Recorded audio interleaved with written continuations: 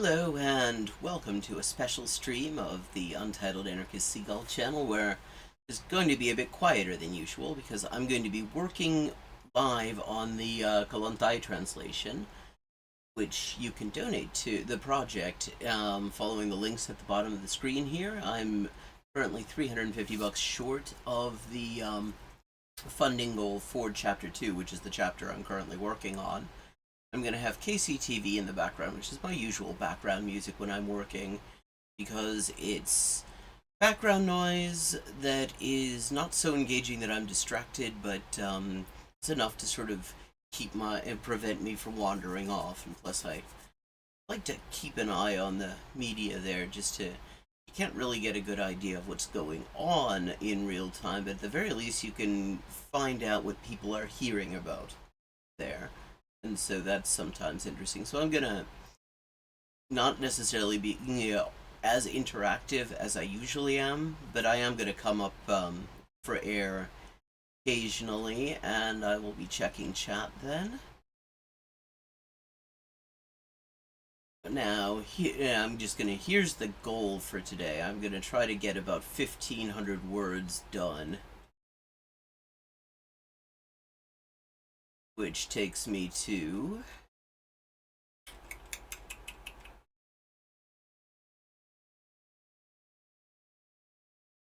here. That's my goal. That would be page 50, apparently.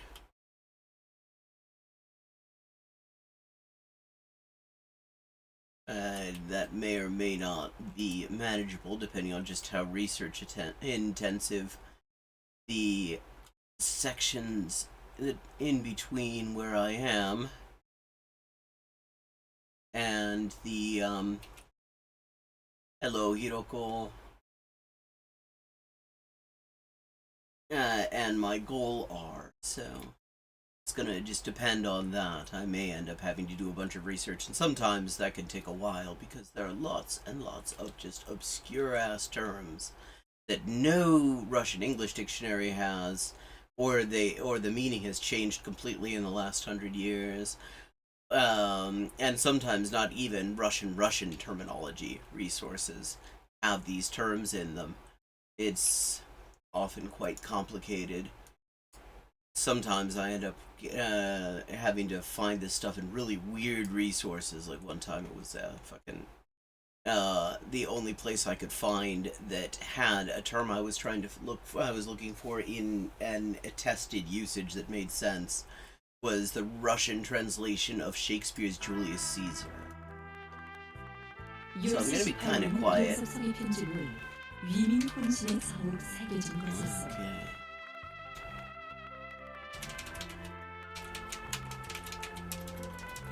10시 25분 흉흉이로 몸소 가져오신 농기계 자료 10시 39분 특집 융송 허양에서 재배할 수 있는 농기 둥증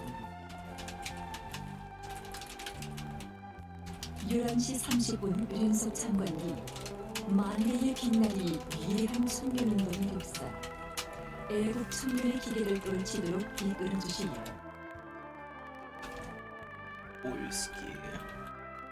Это же точно. 12시부터 저국 해방 전쟁 승리 이른덜 경축의 용기를 녹화시장으로 만듭니다. 12시 18분 특집 전승세대가 지녔던 거대한 충성 언제나 전기하신 용상이 오는군요. Сердце холодеет, когда знакомишься с мрачными картинами жизни проституток. 15시 1분 특집 고향을 사랑하라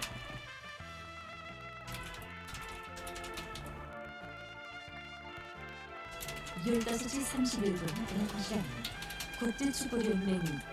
This section is very heavily, actually I guess I should probably give you a little content warning up front.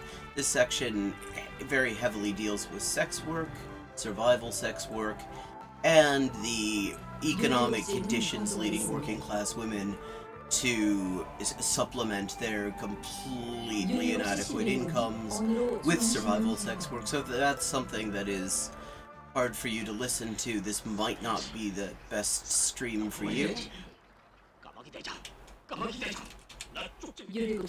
Not 15,000, 1,500. And yeah, I mean, that's not...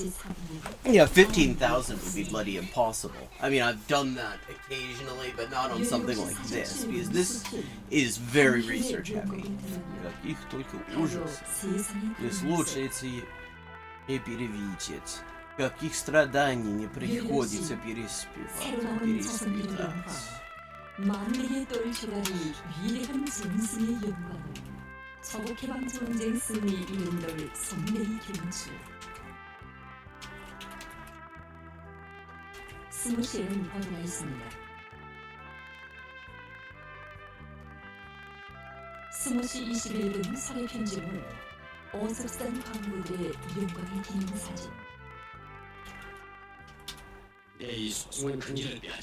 Горе, унижение, побои, презрение общества, полезная нищета и одинокая смерть. 20시 31분 조선예술가를 모셨습니다. 나의 행복 거기에 무슨 사는 보람이 있고 인간된 가치가 있겠어. 22시 10분 오늘의 보도 중에서 Yes. If it wasn't already clear, the text actually that I'm working on is kind of depressing.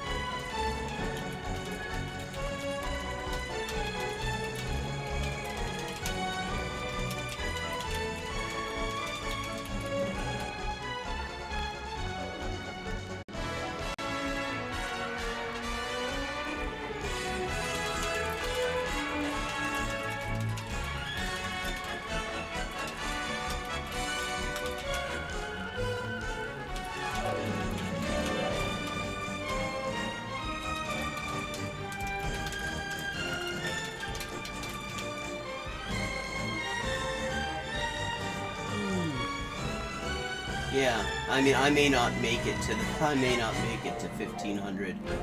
I fully intend to.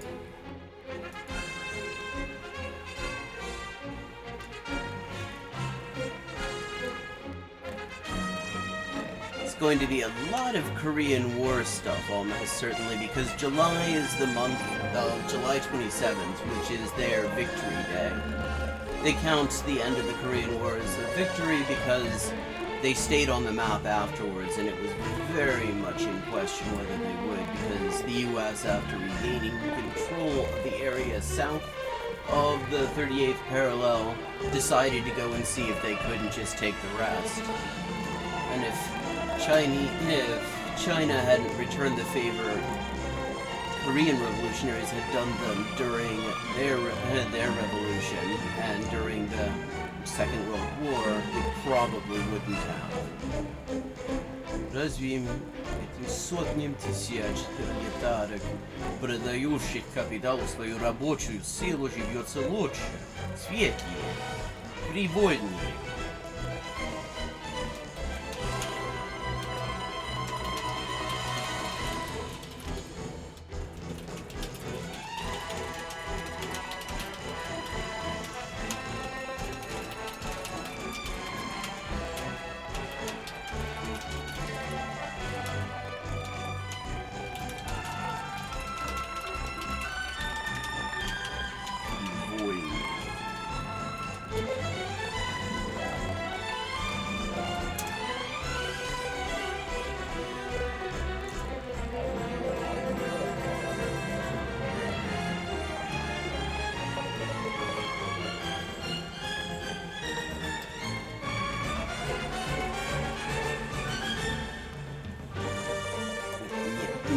Привольный нет.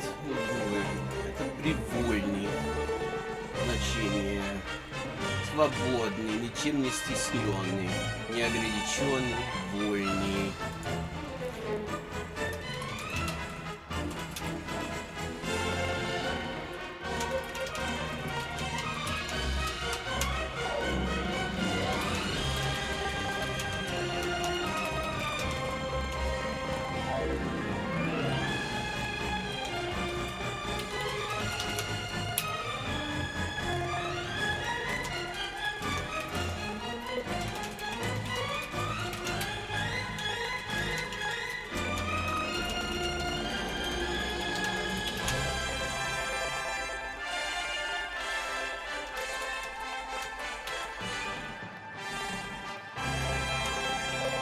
Подыщите хоть раз тем спиртным, удушливым, насыщенным всякими испарениями и нечистотами воздух.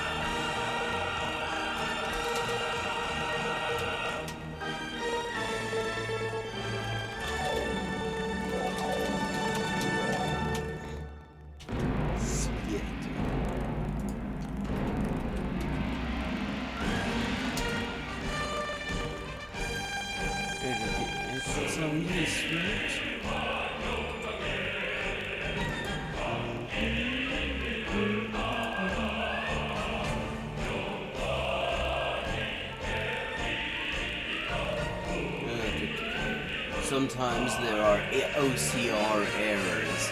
It's because what I have to work from here is an old ass typescript from like 100 years ago that was scanned using also equally old equipment, and so occasionally the OCR has trouble.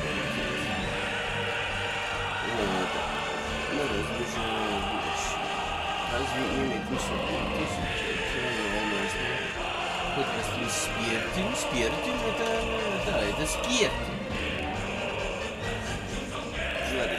Окей. Спирт. Отталкивает, стреляется.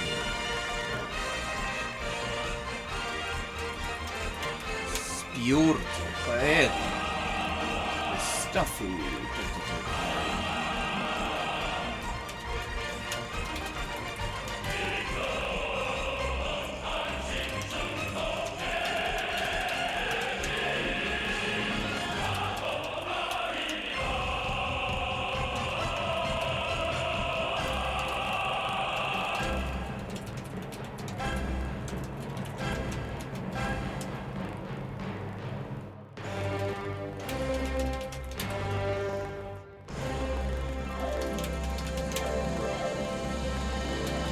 Пробуйте хоть один день питаться такой скудной, нездоровой, несвежей пищи, которая утоляют голод женщины рабочего класса.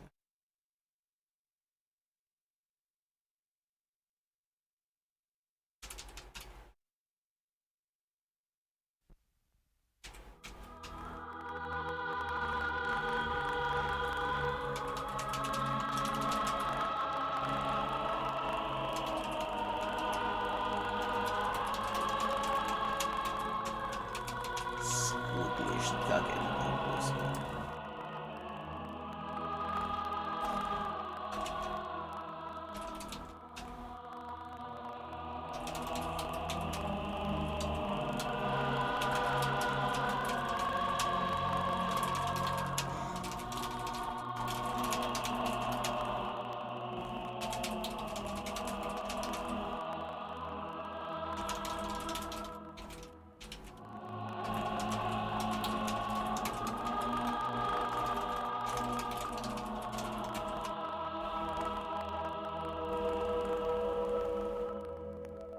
위대한 수령 김일성 동지께서는 지난 항일혁명 전쟁 시 원수들이 힘으로 혁명을 압살하려고 할 때마다 우리는 동지적 단결과 혁명적 의리의 힘으로 맞서 나갔다고 하시면서 이렇게 Not sure about 배우하셨습니다. that. I may come back and find a better way of translating that 항일혁명은 later. 인류가 아직 한 번도 체험해보지 못한 전인미답의 혁명이었다.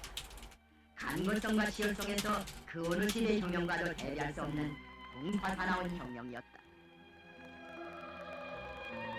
Well, I mean, the U.S. always kind of makes them stay on alert for that because there are always these joint South Korean U.S. exercises right on the border within eyeshot of a significant segment of the population.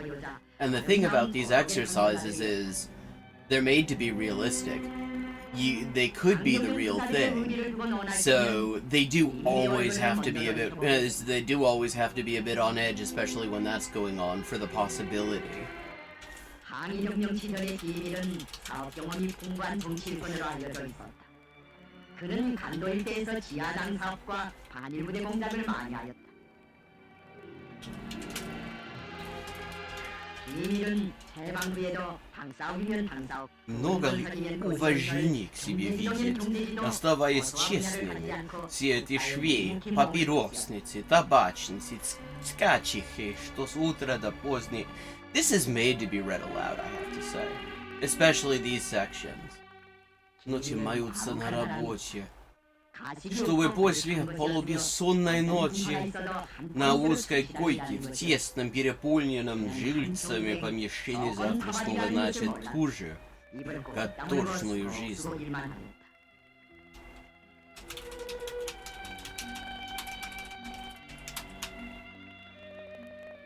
어느 해 기밀은 당중앙연의 정치위원회에서 자기를 정천강 화력발전소 건설장에 전권 대표로 파견해 줄 것을 요구한 일이 있다.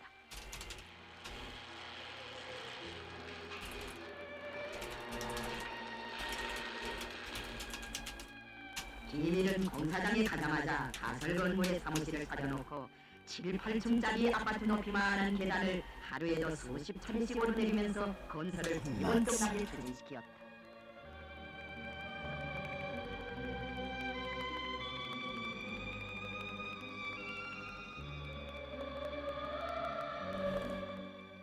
그는 서달 금음날까지 공사장에서 일하다가 보이라에 불을 지피는 것까지 보고서야 평양으로 돌아와 나에게 사업 정령을 보고하였다.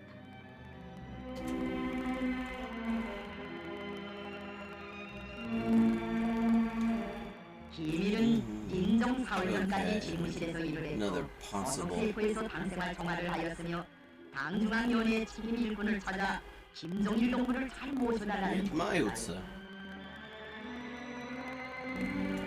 산에서 유격전쟁을 할 때 고생을 많이 해서 그런지 기밀은 장대한 체중에도 불구하고 병마에 종종 시달렸다. Нет, нет вздуматься. Маются. 동무는 우리를 위해 없어서는 안 될 사람이다. 이제는 노투사들이 얼마 남지 않았는데 동무가 없으면 내가 혼란해서 어떻게 견디겠는가. 몸을 돌보면서 일하라고 당부하곤 하였다. 마ятся. 그러나 기밀은 중종에 걸려 집행일을 짓고 다니지 않으면 안 되는 경우에도 당과 혁명을 위해 온갖 정열을 다 바치었다. Эти слова, что мне скажешь? Изнемогать, страдать, занимаясь непосильной, изнурительной, утомительной работой. 김정일 동무가 중국 방문을 마치고 돌아오던 날 기밀은 Жить в крайне тяжелых условиях переносе лишения. Испытывать затруднения, огорчения из-за того, кто-либо или что-либо с трудом поддается какому-либо воздействию. 그래서 기밀이 소가였을 때 제일 애석해한 사람이 김정일 동무였을 것이다.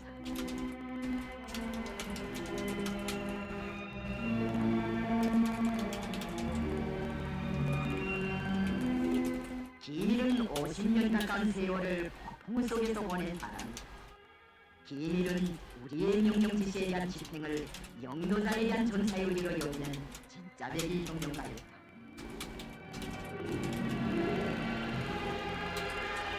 기밀은 어떤 경우에나 자기 자신을 먼저 생각한 것이 아니라 동지들을 먼저 생각하고 당과 혁명의 이익을 먼저 생각하였다. 그는 오랜 기간 당과 국가의 높은 직급에서 활동하였지만 아랫사람들이 자기를 특대하려고 하면 그것을 조금도 허용하지 않았다. I was hoping it might be interesting to actually see. Yeah. I mean, one book I've read actually makes the point that a big part of why they are so invested in having a nuclear deterrent is that they don't have to divert a substantial segment of their population away from, building the economy and rebuilding the economy every time the US and South Korea have these exercises, just in case. Because if you've got a choice between having like a couple of 100,000 people standing on high alert just in case there's an invasion, and having a button you can press to make it clear that it's really not worth having an invasion, I mean, economically, the case they make is that that's actually probably not a hard decision to make from the point of view of a country that is being faced with that kind of threat.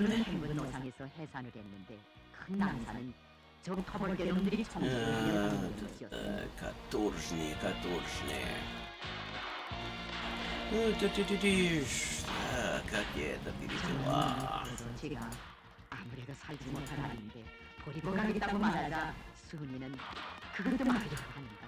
우리가 지금 이곳에 하는 게 뭐 때문인가.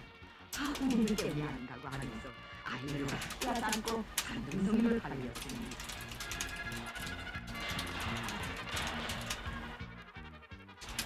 두 여대원은 일행과 함께 맞불질을 하면서 적들을 거리에 달고 이 산에서 저 산으로 이골짜기에서 저골짜기로 이틀 동안이나 달렸다.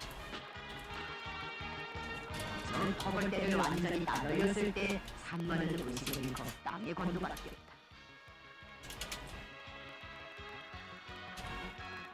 И лучше хоть несколько лет, хоть год один прожить в праздности, в сытости, непритязательном веселье. 양식에 물을 끓여 그의 입에 떠놓으려고 했으니 그런데 아무리 애를 써도 입이 정처럼 벌려지지 않았습니다. 그래서 숟가락으로 이빨을 벌리고 억지로 좋은 물을 방울방울 떠놓는데 결국은 그 좋은 물이 산모를 살렸습니다.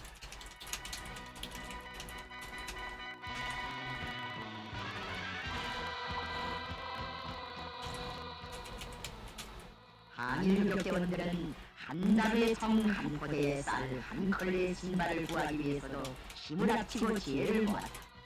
그 과정에 살아도 같이 살고 죽어도 같이 죽자는 가장 고상한 공산주의적 윤리를 강조하였다.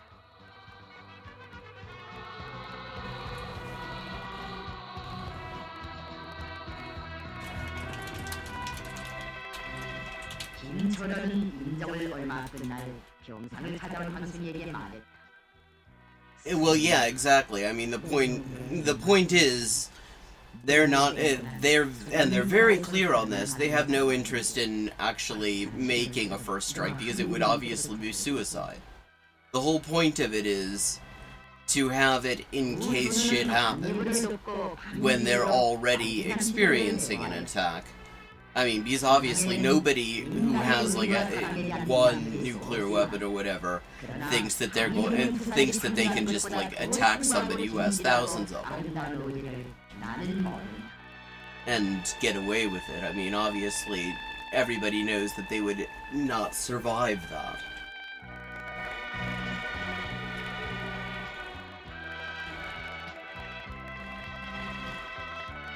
That is the point of a deterrent. Сколько надо мужества.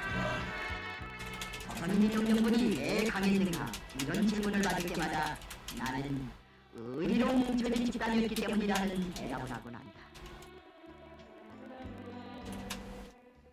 임춘수는 어려운 항의명령을 하지 않고 의술만으로도 제 밥벌이를 얼마든지 할 수 있는 사람이었다. 하지만 그는 사선의 거리를 오면서도 혁명에 대해서 물러서지 않았으며 수령과 동지들 앞에 지닌 의리를 저버리지 않았다. 영정 감옥에 갇혔을 때 죽는 한이 있더라도 혁명 조직과 동지들은 보호해야 한다는 관점을 가지고 고문을 이겼다.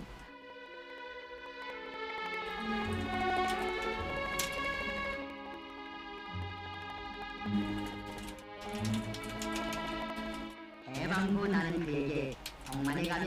항일혁명 열사의 자녀들을 많이 찾아 That's not 적으로 내보내달라고 no. 부탁을 하여 그는 한 명의 유자녀라도 더 찾으려고 신들매를 메고 간도의 산재부작들을 파리다랗게 돌아다녀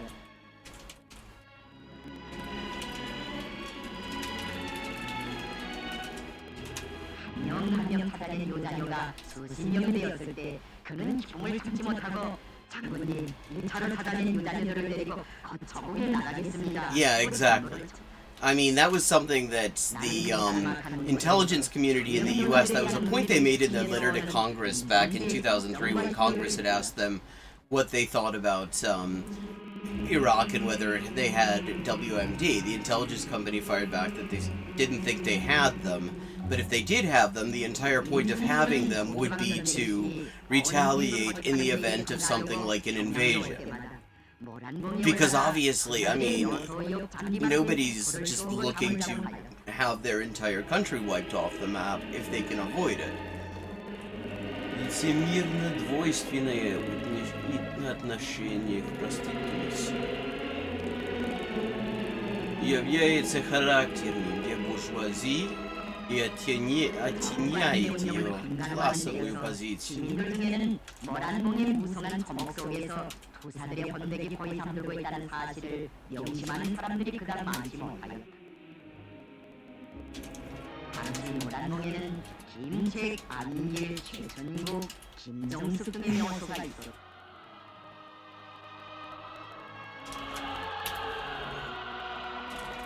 원들의 무덤이 있는 산등성이에서 한 장의 백호의 몸을 맡기는 모습이라 감이 잘 어울리가 많아요. 이 사람들아, 저국이 당신들을 가장 필요로 하고 있는데 당신들은 어찌하여 이곳에서 잠들고 있는가? 장군님께서 지금 조선의 운명을 두껍게 걸머지고 얼마나 거울분하시는지 아는가고 하면서 무덤 속의 전우들과 대화를 나눴다는 것이다.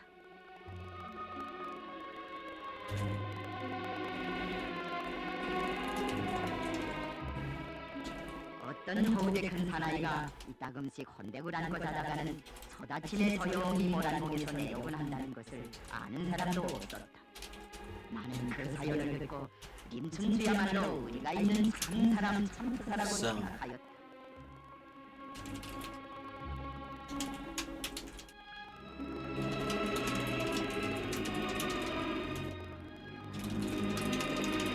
림춘주의 항일 무장생 시를 회상하여를 내가 받아본 것은 1950년대 말이었다.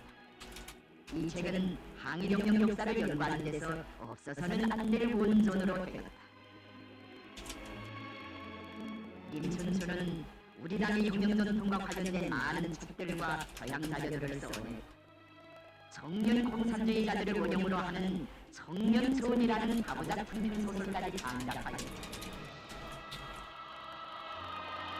우리 당은 림춘추를 항일혁명 역사에 대한 권위 있는 증언자 보증자로 평가하고 있다. 림춘추에 대한 김정일 용매의 각별한 관심과 배려 속에는 노혁명가들에 대한 지도자의 고결한 의리가 반영되어 있다. 그것은 백두산에서 마련된 항일유격대식 의리이다. Затхлых? Нет. Это же не так.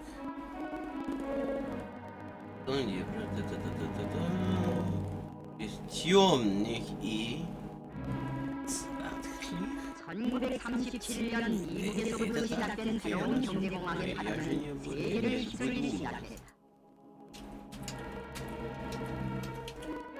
Затхлых. А, затхлых. Да, stale. 시장 획파를 위한 열강들 사이의 모습들 가운데서 대표적인 것이 하나가 중국에서의 이권을 둘러싼 알력과 대비였다. 일제는 구미열강과의 대결에서 우위에 서기 위한 항로를 중국과의 전면전쟁에서 찾았다. 그들은 이 전쟁만이 중국에서 미영 세력을 구축하고 일본을 아시아의 맹주로 되게 할 수 있을 것이라고 가산하였다.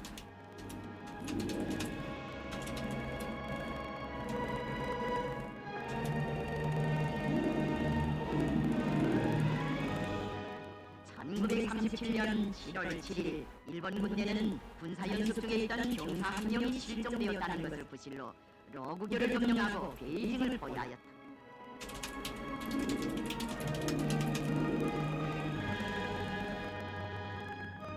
러구교 사건은 우발적인 충돌이었던 것만큼 현직 교섭으로서도 해결할 수 있었다. 그럼에도 불구하고 전쟁과 교실을 듣고 있던 원어의 내각은 7월 11일 Вонзает оно всего чаще в тело пролетария, 중일전쟁을 확대하는 구실로 이용하였다. и хоть своим смрадным дыханием отравляет общественную атмосферу. 러구교에서 올린 총성은 드디어 중일전쟁으로 번져지게 되었다.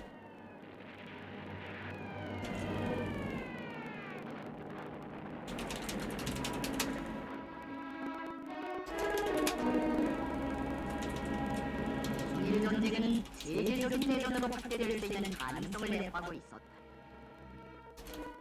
일제가 중국 본토를 침략하고 나아가서 몽골과 소련의 원동을 차지할 야망을 품고 있다는 것은 비밀이 아니었다. 중국 공산당은 중화민족이 다 떨쳐나서는 한일전쟁만이 나라를 구원하는 유일한 길이라는 것을 밝히면서 Бичем является 공작을 вторым. 공포하는 중국 공산당의 선언을 국민당에 보내었다. 중국 공산주의자들의 노력은 요산에서 진행된 장대섭과 조울레의 담판으로 열매를 얻게 되었다. 1937년 7월 중순에 열린 백두산 회의와 서스탄 회의, 지휘관 및 병사대회에서는 중일전쟁에 대처하는 우리의 정치군사적 대안을 밝혔다는 점에 의의가 있다.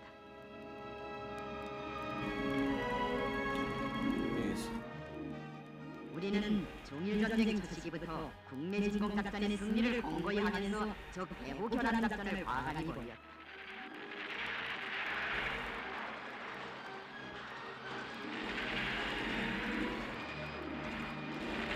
조선인민혁명군 주력부대는 장백현 마승구 부분 전투와 서강성 습격 전투, 영천리 유가동 부분 전투를 비롯한 많은 전투를 벌였다.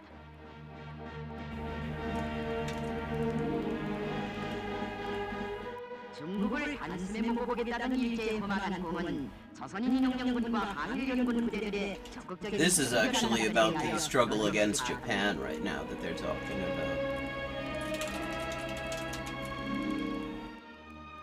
리동광, 김택환, 김영환, 전철산, 리달경의 생애는 석대우교란에 타오를 땐 조선 공산주의자들의 의지와 녹슬 더운 피로 역사에 알아 새긴 호기한 노동이다. Нет, Питер.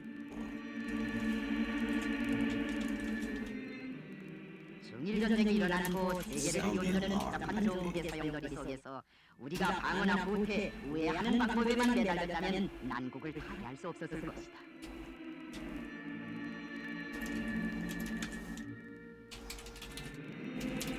내 일생의 정적 지향은 방어가 아니라 공격이라고 할 수 있다. 나는 오늘 이르기까지 맞받아 나가는 공격 전술로 한 생을 살아왔다. 난관이 막아났을 때마다 주저앉거나 동요하지 않았다. 애들거나 피하지도 않았다. 어려운 때일수록 진심을 잃지 않았고 완강한 노력으로 극복하였다.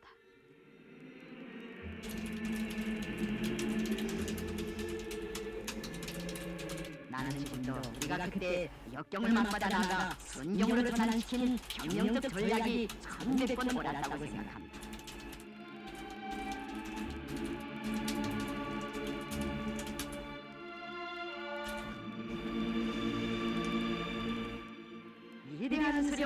Разгадку двумысленного поведения правительств всех стран по отношению к проституции приходится искать именно в классовой точке зрения, насквозь и пропитывающий этот социальный вопрос. 한국이 인민의 충복이 되려면 김두현처럼 일해야 한다고 일꾼들을 가르쳐주곤 할 수였습니다.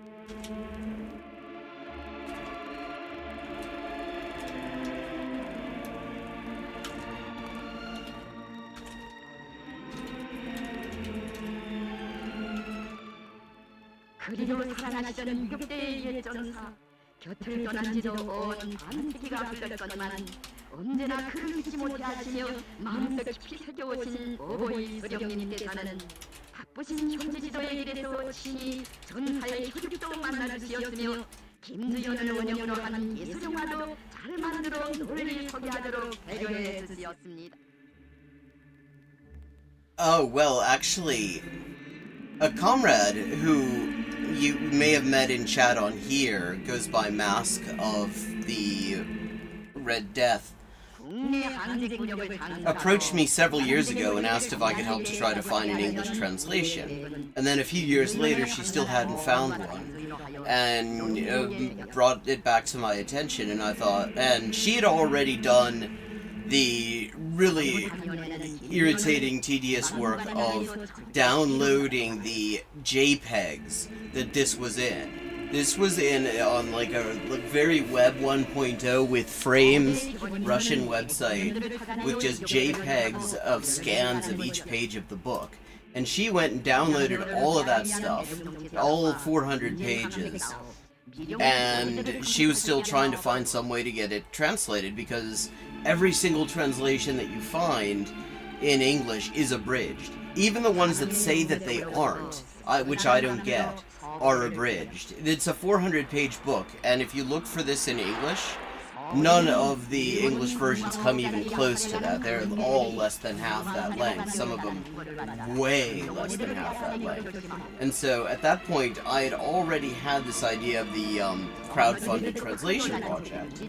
I had already done one crowdfunded translation that actually had worked out. This is one chapter of a book by Osugi Sakai. Sorry.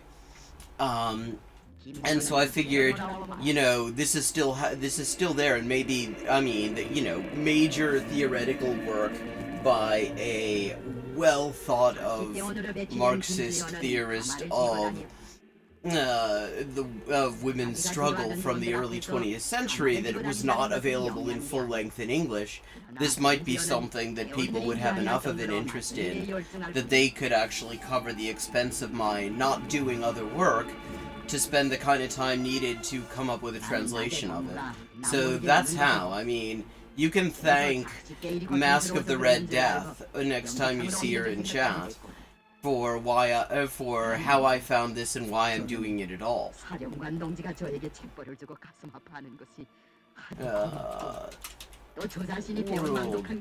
to prostitution.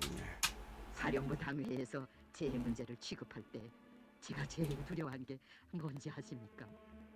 그건 저를 대우해서 제명하여 멀리로 쫓아버리진 않겠는가 하는 것이었습니다. 전 죽어도 여기서 죽고 싶었습니다. 제가 혁명대회에서 떠난다면 무슨 사는 보람이 있겠습니까? 저를 버리지 않고 작식대에서 일하게 해준 것만 해도 고마운 일입니다. 일신의 문제야 어떻게 되든 우리 곁에 있기만 하면 된다는 사람. 혁명대회에서 탈락당하지만 않으면 그만이라고 생각하는 여기에 김재현의 참모습이 있었다. 6개월 만에 우리는 그를 7연대장으로 임명하였다. 복직시키지 않고 연대장으로 임명한 것은 그가 늘 전장을 그리워하였기 때문이다. 김재현은 1938년 12월 저 더벌대의 불의 습격을 받아 전사하였다. 전사 후 배낭을 헤쳐보았다. 아무것도 없었다. 예비 신발 한 컬레마저 회원들에게 주었다. 황금만을 중히 여기는 사람들의 눈으로 본다면 김재현은 무산자였다고 할 수 있다. 그러나 김재현이야말로 진짜 거부였다고 생각한다. 그것은 Yeah, I mean, she's a regular on here. You see, I mean, she is one of the people who has really kind of been with this stream from the very start. Yeah, I mean, I've seen hard copies in Russian of it for sale, although I haven't really looked into whether they're full length. I mean, but this, I mean, this is 400 pages, and she actually went to the extreme length that I'm glad I didn't have to do. That would have been just such a pain in the ass of getting all of the pages downloaded and zipped into a file that she could send me. so that all I had to do, I mean, and this I should note is also a huge pain in the ass, but much less of one, could go and, you know, OCR it, go through and correct the OCR so I have something I can work with, and do the actual just translating, which is the bit I'm actually good at. Признанное необходимой для удовлетворения естественной половой потребности мужчины проституция со времени образования классового общества в той или иной форме служит громоотводом разврата. 전민 항쟁 역량 준비를 타고칠 때 대하여 이야기를 해주었다. 김정숙은 유치령 이남 일대에서 농민대중을 묶어세워 전민 항쟁 역량을 준비할 때 대한 우리의 구상을 이영에게 전달하였다.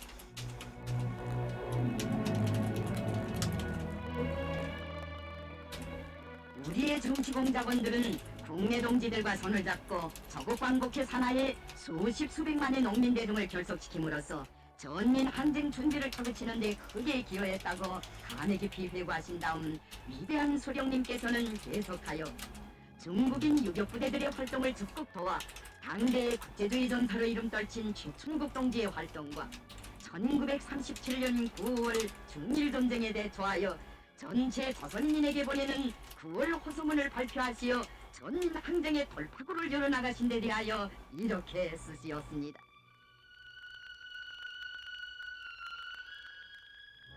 허서문에서 우리는 두 가지 문제에 의의를 부여하였다. 하나는 중일전쟁과 조선혁명과의 호상관계에 대한 옳은 인식을 줌으로써 우리 인민이 신심을 잃지 않고 반일투쟁을 강화해 나가도록 하는 것이었다. 다른 하나는 전민 항쟁 준비의 전략적 방도를 밝혀주는 것이었다.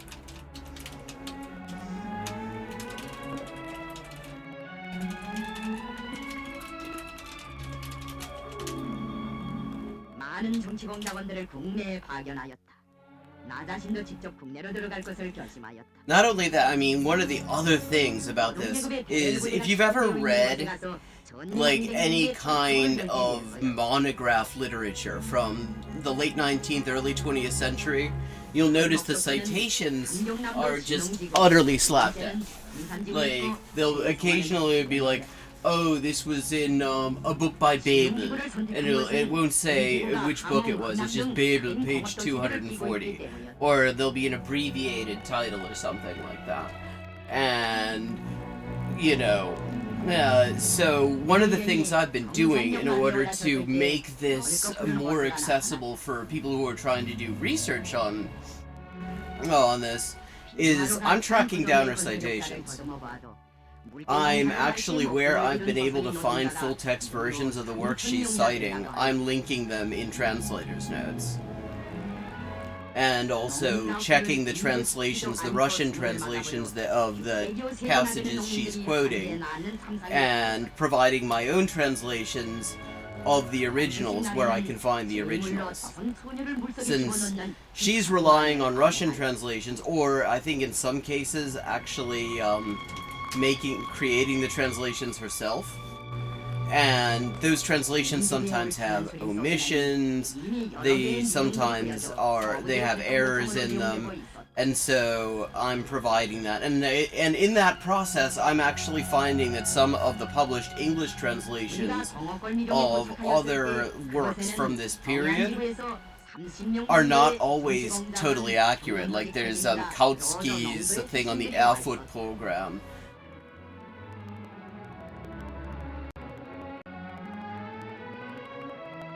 Family and stuff like that, and the German and the English do not really always match up. Like the English is a reasonable sort of gloss on the German, but it isn't really an accurate translation.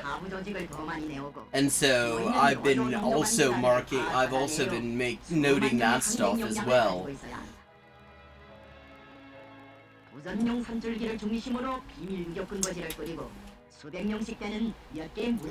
Даже начиная со средних веков, правительствами, магистратами, с одной стороны, терпелись все эти борделы, женскими дома девиц и т.п. 국내에 있는 전체 청년들을 무장시켜 결정적인 시각에 전민 항쟁으로 넘어갈 수 있게 해야 한다.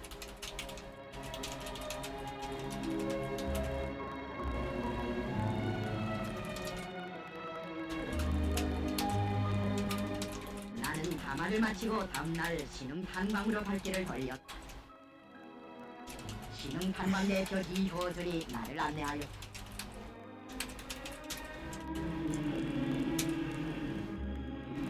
수백 세대나 되는 불우한 반부 가족들은 찌그러진 바라크에 빼곡이 들어박혀 숨막히는 생활을 하고 있었다. 그 고장에서는 질병과 노동재해로 해마다 수십 명의 생명이 무덤으로 갔다. 노조가 파업을 잘못 지도하다 보니 숱한 사람들이 감옥으로 끌려가고 어떤 사람들은 일제에 해가 되어 조직의 비밀을 팔아먹었다.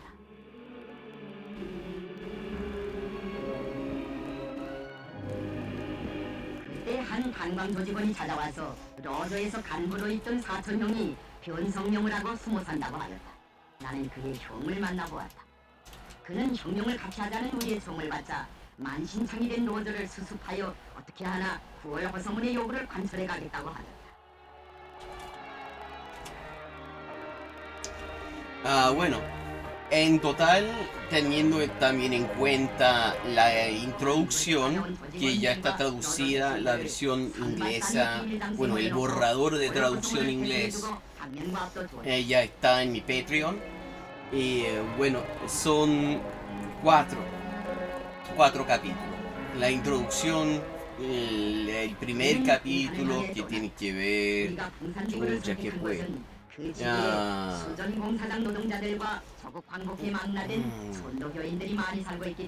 que tenía que ver sobre todo con la organización de la lucha femenina, y con el surgimiento también de la así llamada cuestión femenina. Luego el primer capítulo que también está presente, está disponible en formato PDF, en mi Patreon, en forma de borrador de traducción.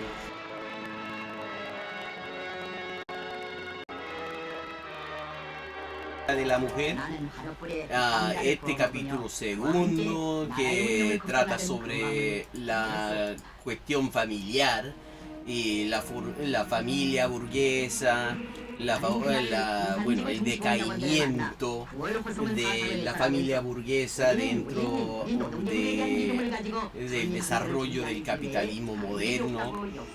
Y el último que tiene que ver, si mal no recuerdo, con los derechos, con la lucha de las mujeres por conseguir.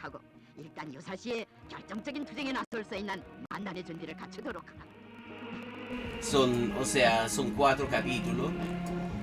Este es el capítulo penúltimo y cada capítulo es más largo que el anterior.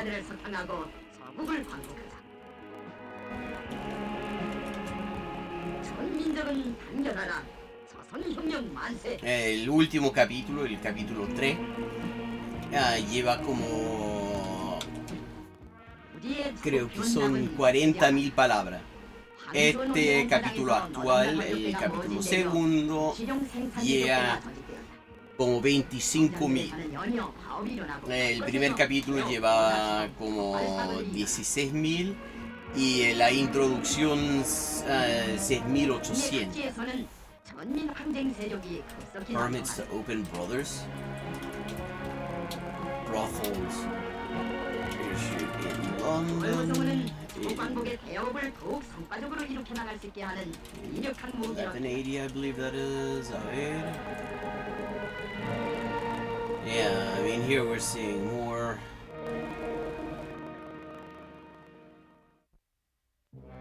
Yeah, 1180. In Hamburg. In Regensburg. on the footnotes, the bloody no. Regensburg gibt es das? Wir werden das bald in Erfahrung bringen. Oh, Regensburg. Nee, das muss Regensburg sein. Es muss Regensburg gemeint sein. Nee, ja, Regensburg gibt es nicht. Oder warte mal. Let me see. Is that an old name for Regensburg? Because it does say Regensburg in Russian.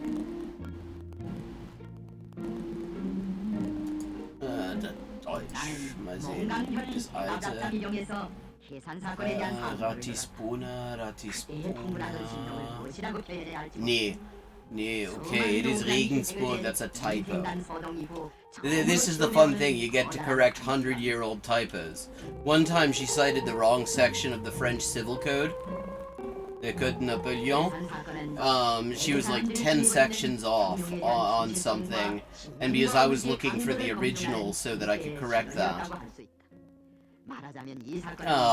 I found she'd actually, I found she had actually typed the wrong section number, and it seems to have remained uncorrected for over a century until I found it.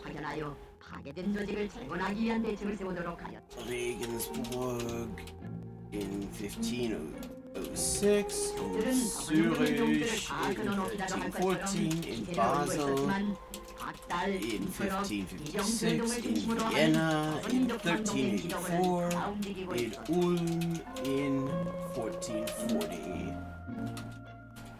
Особо развито борделы достигли в 15 столетии.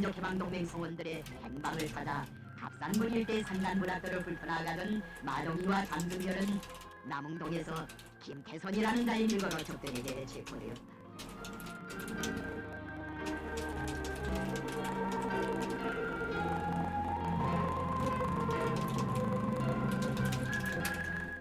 마동이가 어떻게 고문을 이겨내고 어떤 방법으로 비밀을 지켜냈는가고 물으면 인민학교 아이들까지도 조직의 비밀을 지키기 위해서 스스로 혀를 끄는 사람이라고 대답한다. 혀를 끊는다는 것은 아무나 할 수 있는 일이 아니다. Okay. 살아서 역적으로 되는 것보다 죽어서 충신이 되기를 바라는 참 인간들만이 할 수 있는 것이다.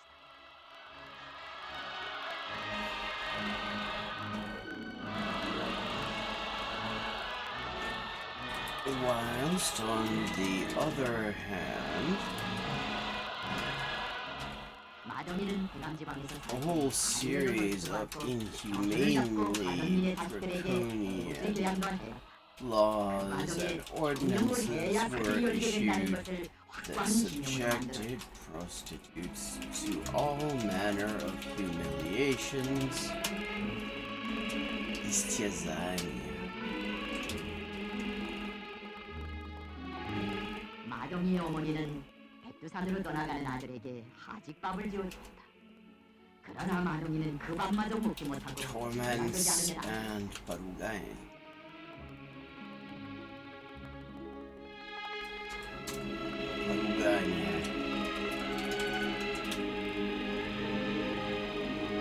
Проститутки почти везде подвергаются исчезанию и бессильным наказаниям. 어령은 관을 짜가지고 계산에 와서 아들의 시신을 싣고 경찰서 앞으로 지나가다가 최경부와 맞다더라.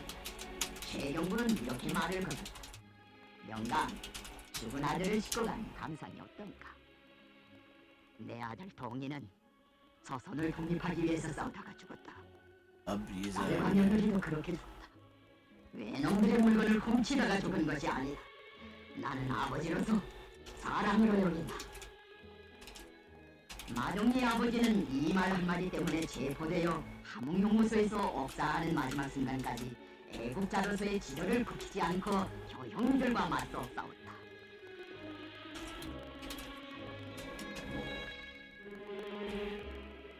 위대한 수령 김일성 동지께서는 남편마저 옥사하고 아들, 딸, 며느리를 다 혁명에 바친 장길보 어머니야말로 신념의 강자 진짜배기 혁명가 참다운 충신들을 안아 키운 혁명가의 어머니라고 높이 평가하시며 행복의 절정, 영광의 절정에 높이 내세워 주시었습니다.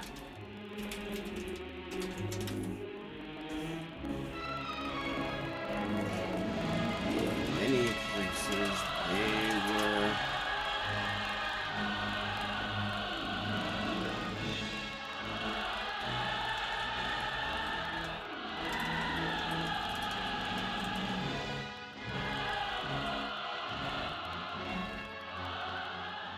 나는 지금도 인민무력부의 유관부들을 만날 때마다 군인들을 그 어떤 정세 변화나 역경 속에서도 끝까지 굴하지 않고 신념과 의지를 굳건히 지키는 강의한 부사 충신들로 키우라고 말하곤 한다.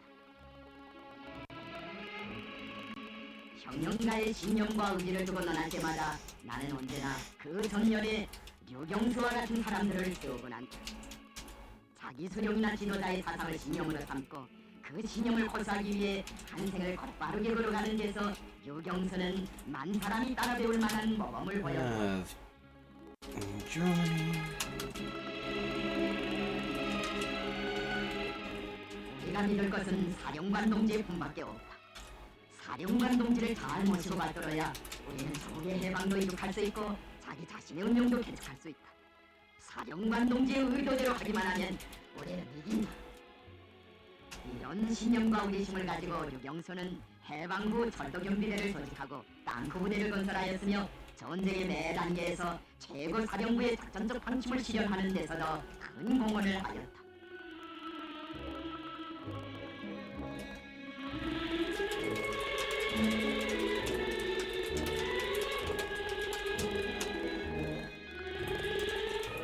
우리가 신념을 혁명가의 중요한 표징으로 오고 그 배양에 막대한 노력과 정력을 기울이는 것은 사회주의 공산주의 건설 과정이 가장 강구하고 장기적인 표의 운동으로 되기 때문이다.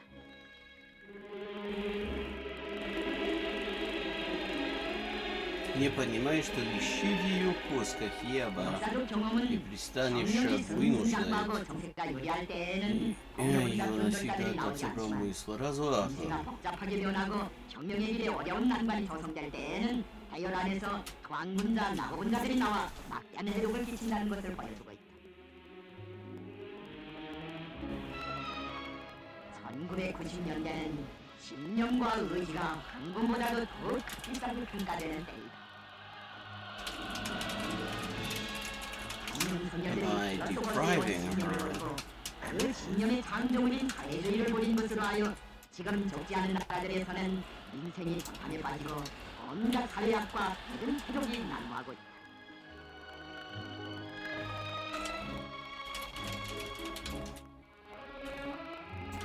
역사는 신념을 보인 자들에게서 응당한 대가를 받아내는 법이다.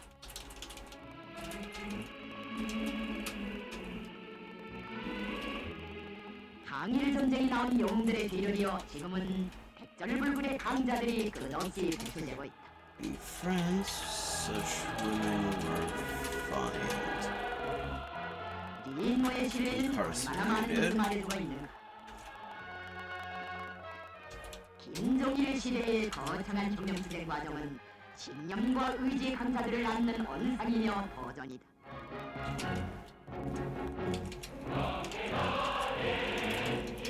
Scourged. Excellent.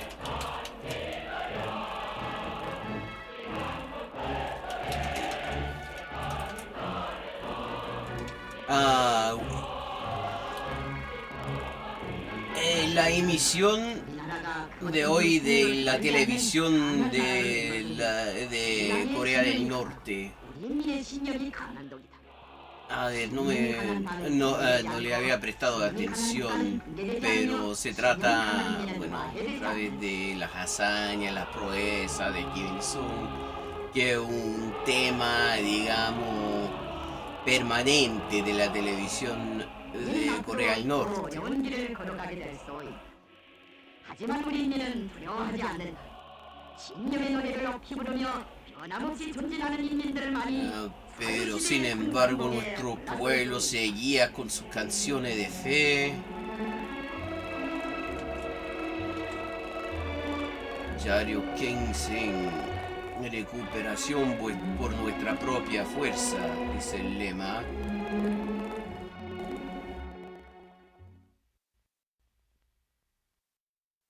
Oye, Henker, ¿de dónde soy? Creo que no te he preguntado.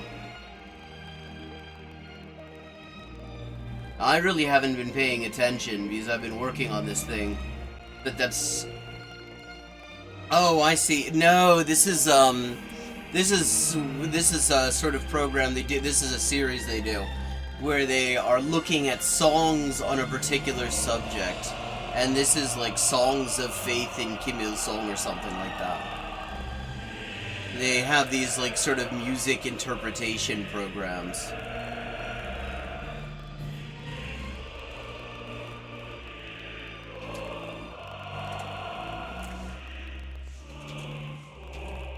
And the administration acted with the most outrageous arbitrariness. Проституток.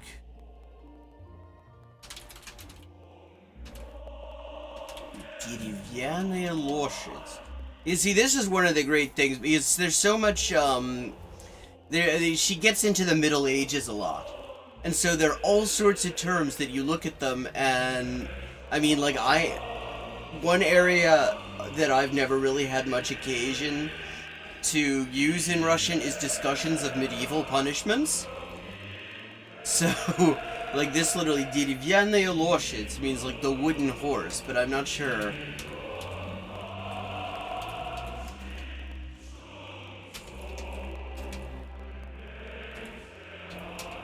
So we're gonna find out what the wooden horse refers to. Well, no, it's not a bloody rocking horse. Это как-то наказание.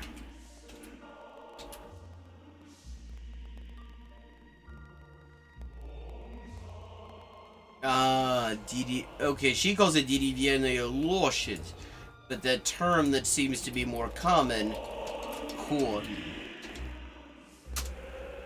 Но не короб. Деревянный конь, пытки, наказание.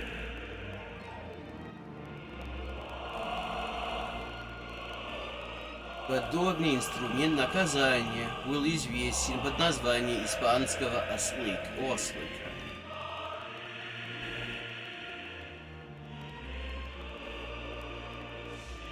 Окей, испанский осел. Spanish donkey, this is called in English. Yeah, some of them probably were. I don't even have that window in front of me. I just have this as like background noise for the most part.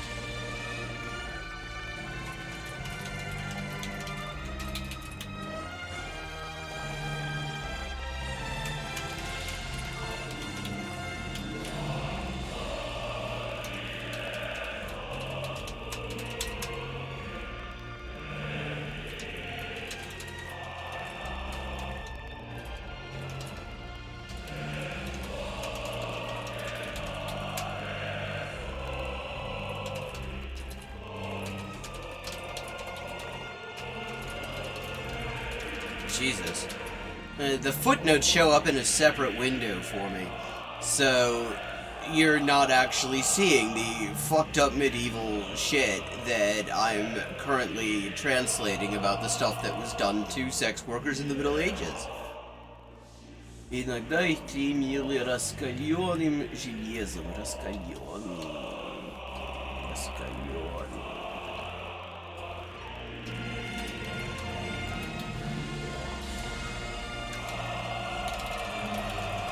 Branded with hot iron, or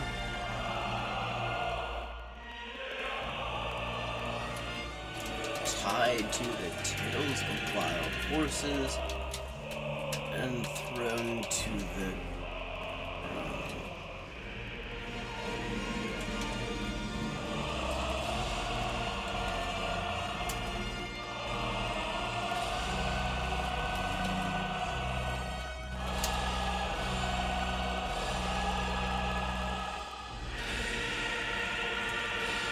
Jesus Christ. This is... okay. Labeling is wrong. Branding is what this means. I mean, it translates... you look up in a regular Russian English resource, it'll tell you... sí, claro, en Canadá, me dijiste. Okay, that song that they were just playing is the song of the Korean Revolutionary People's Army. It's a song about kicking Japan out of Korea. 라는 한마디를 남기고 썸살같이 조포들을 향하여 길을 시작하였다. 김진동은 영화년 홍영 골짜기에 있는 반도 바다에서 모슴사리를 탄용. 가진 멸시와 죄 속에 살아왔다. So you look it up in a normal Russian English resource and it'll say labeled. But what they mean, and it just became obvious when I was looking at this second footnote, second paragraph, is they mean branding. Jesus, I mean, this shit's fucked up. Сплошь и рядом. Все эти варварские жестокости творилось ради забавы.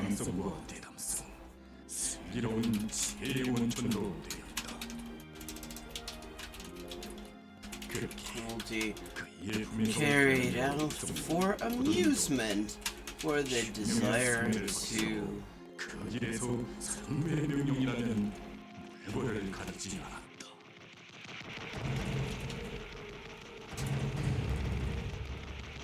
rob public houses and...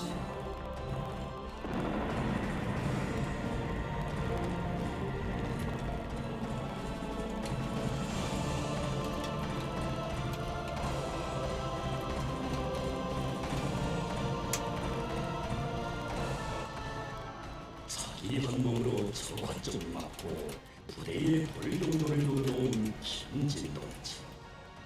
그는 첫 육탐용이다.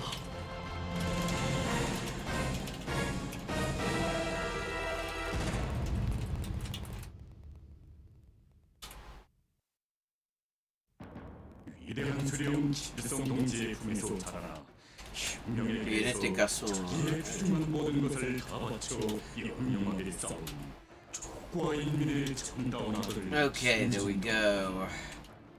That is a long-ass footnote. 그러나 Karol. 위한 혁명 정신은 우리들의 심장 속에 끓는 혈맥 속에 그대로 I'm gonna take a little bio break. 그것으로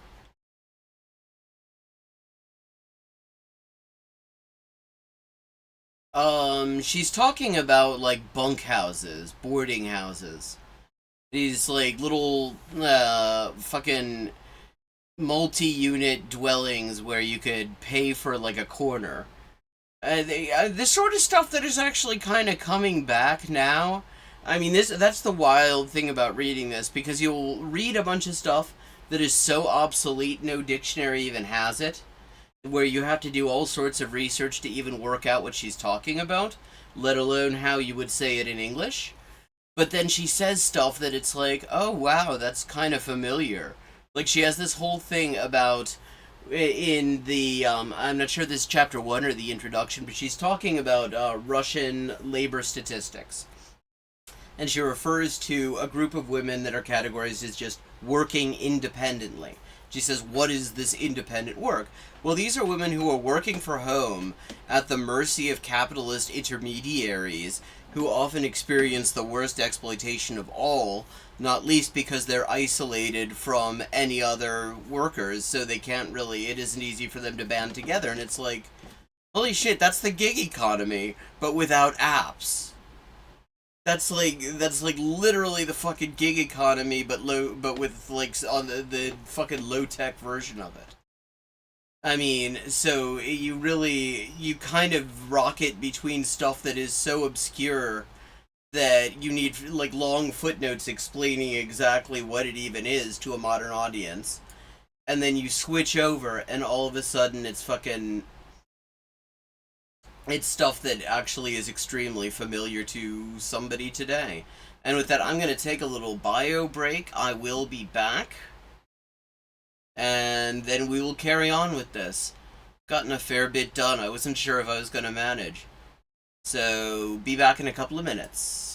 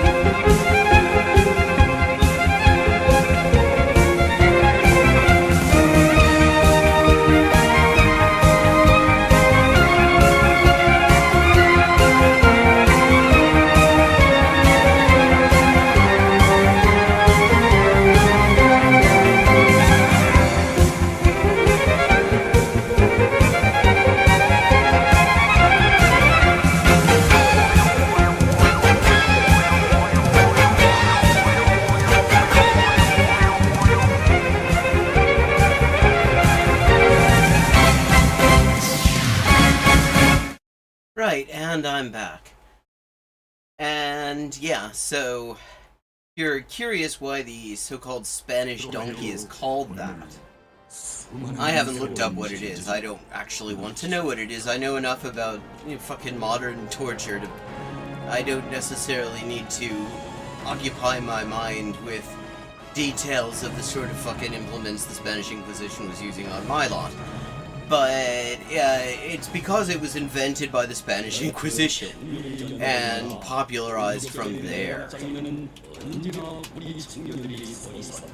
Themselves of the services of prostitutes counted them as members of their court and appointed special officials to supervise them. And this did not stop them persecuting and tormenting women engaged in prostitution.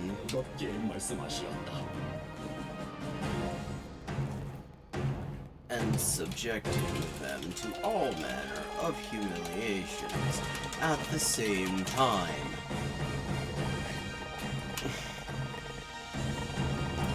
Yes, yes.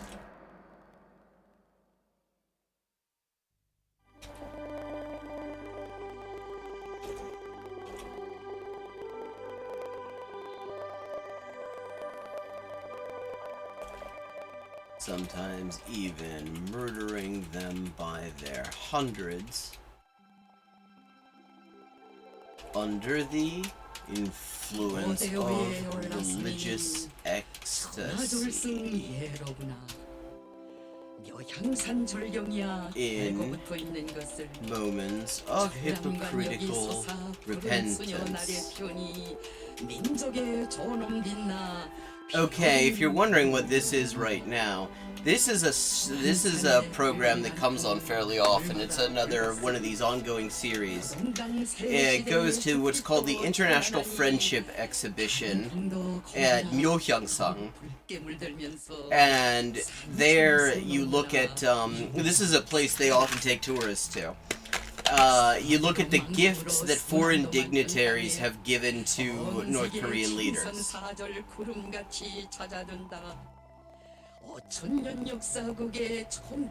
And the announcer always is very, very into it.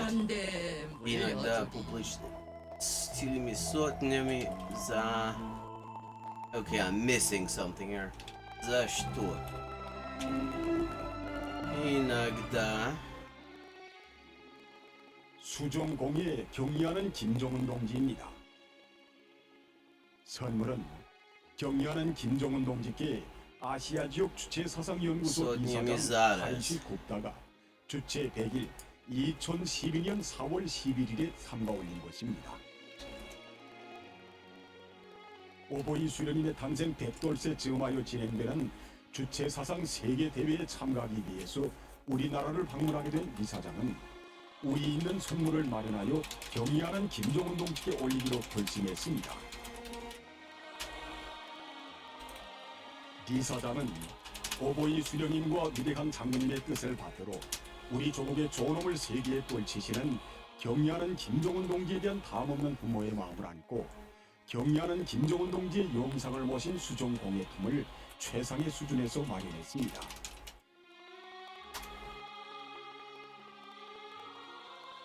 선물은 보시는 것처럼 맑고 투명한 수종판에 경의하는 김종은 동지의 영상을 정중히 모신 탁상 초상화입니다. 공예품의 아랫부분에는 경의하는 김종은 동지의 조남이 영어로 새겨져 있습니다. 그 아래에 이사장의 이름으로 인디아 대리라는 글이 씌어져 있습니다. 스트로치.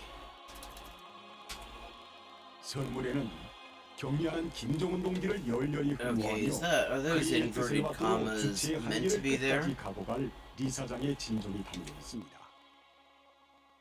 Marshal Stronzi, more like.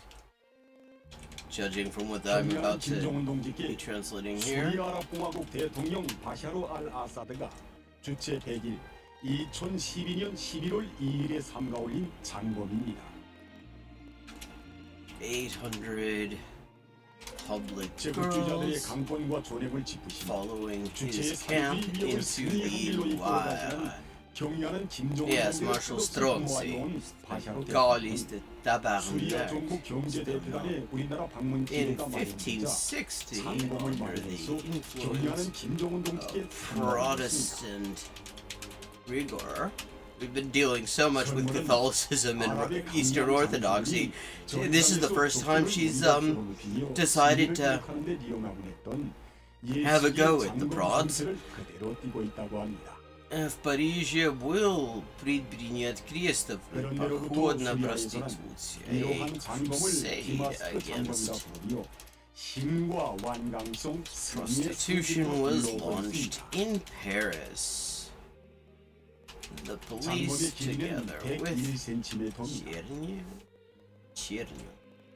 선물에는 경의하는 김정은 동지께서 디마스크 장검을 높이 드시고 제국주의자들을 다스리시며 세계 창조와 기업을 승리로 이끌어 가시기를 바라는 절절한 축원의 마음이 담겨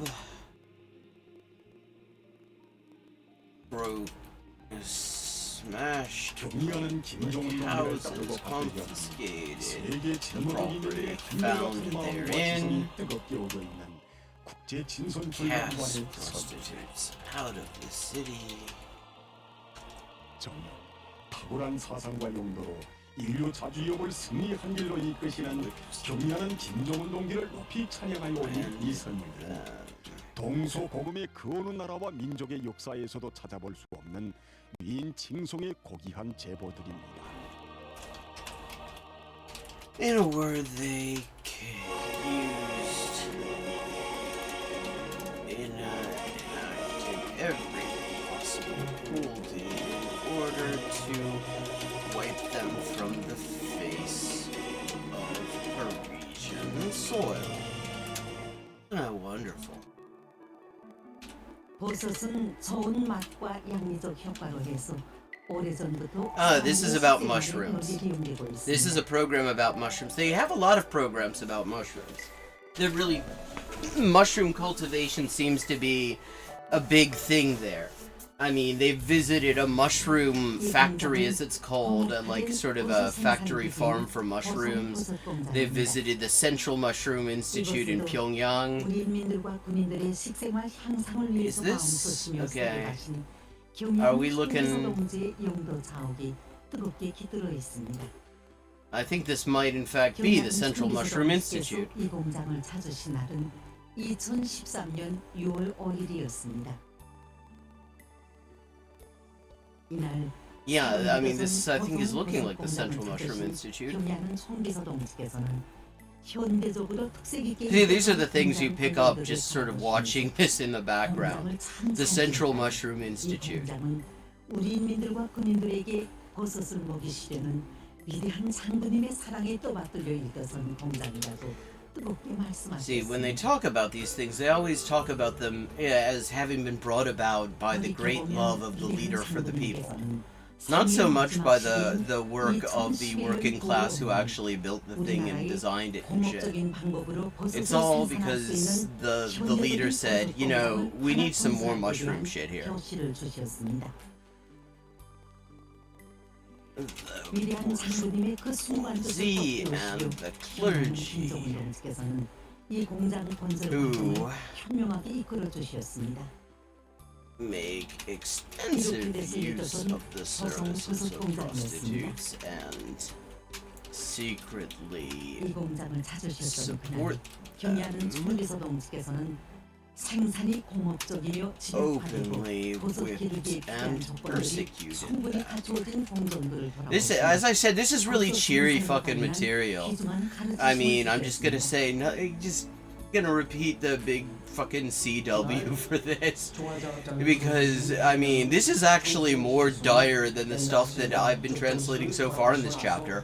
And what I've been translating so far in this chapter has been seriously fucking dire. Народ, видя в ней яркое до ужаса оголенное выражение своего собственного бесправия. 그래서 우리 공장에서는 액체 종류 생산 공정을 받아들이면서 많은 시비를 얻게 되었습니다. The 그래서 people 첫 번째 시비가 seeing in 종류를 them 과학적으로 검사해서 기질 배양에서 원인 문제를 줄이면서 생산 공정에서 노력을 전략해 보습니다. 다음으로 벌써 생산 주기를 줄이면서 또 벌써 생산량을 vivid 보다 높은 수준에서 할 수 있게 and 되었습니다. 이렇게 우리 공장에서는 경리하는 총비서 동지 and 말씀을 받아안고 horribly 액체 종류 생산 공정을 받아들이면서 expression of their own disenfranchisement 실현할 수 있게 되었습니다. aided them with all the 이날 실험실을 비롯하여 power 여러 of 공정들을 their 구체적으로 돌아보시며 생산 설비들의 성능과 가동 상태에 대해서 알아보신 bands 경영은 off 총비서 by all 동지께서는 means to 여러 버섯 재배장들도 돌아보셨습니다. 공장을 찾아주신 그날 경리하는 총비서 동지께서는 밀폐식 재배 호동의 온도를 공기 저하기로 조절하게 되어 있으면 계절에 관계없이 버섯을 재배할 수 있을 것이라고 말씀하셨습니다. 그렇으면서 버섯은 품종에 따라 온도와 습도가 다르기 때문에 울타리 버섯과 같이 우리나라의 특성에 맞는 품종을 선택하고 사철 버섯을 재배할 때 대하여 간곡히 말씀하셨습니다. 그래서 공장에서는 생산성이 높은 울타리 버섯과 함께 여름에는 틀검정버섯, 겨울에는 한건봉, 한나무 버섯을 생산하고 있으며 이렇게 보시다시피 버섯 재배를 충식으로 하여 버섯 생산량을 누림으로써 연간 수백 톤의 버섯을 생산하고 있습니다. 그날 경리하는 총비서 동지께서는 위대한 장군님을 모시고 원한 군부대 식당에 들어갔을 때 버섯과 This is, 돼지고기를 섞어 as I 만든 said, 요리를 군인들에게 먹이고 있는 것을 보시고 그토록 기뻐하시던 장군님 생각이 난다고 하시며 이 공단 일꾼들과 정업원들이 위대한 수령님들의 유언을 결사관철해서 용량가와 생산성이 높은 다양한 품종의 버섯을 많이 생산해야 한다고 간곡히 당부하셨습니다. sell women's bodies, class society 최근에 우리 공장에서 that gave rise to the sale of labor power 처음에 공장에서는 누타리 버섯을 비롯해서 몇 개 품종밖에 재배하지 못하고 있었습니다. 경리하는 총비서 동지께서 공장에 찾아오신 그날 우리나라의 기와 풍토에 맞는 품종을 선택하고 사철 버섯을 생산할 때 대하여 created 강곡하게 ever 가르쳐주셨습니다. new 동아시로 victims 개발되고 of 공장에서는 social 누타리 버섯을 temperament. 정원성, 중원성, 고원성 품종을 선택하고 사철 버섯을 재배하고 Modern 있으며 society 저온성 품종인 does 티나무 not 버섯과 move 흰곤봉 far 버섯을 beyond 봄과 가을, 겨울철에 온도 조절을 할 수 있는 곡물식 재배 활동들에서 재배하고 있으며 replacing 붉은 여름철 계절 방막 재배 활동들에서 torment 재배하고 and 있으며 그래서 사철 periodic 재배장에 구애됨이 없이 버섯 생산을 진행하고 있습니다. 현재 10여가지나 넘는 버섯 재배 방법을 확립해 놓고 있습니다.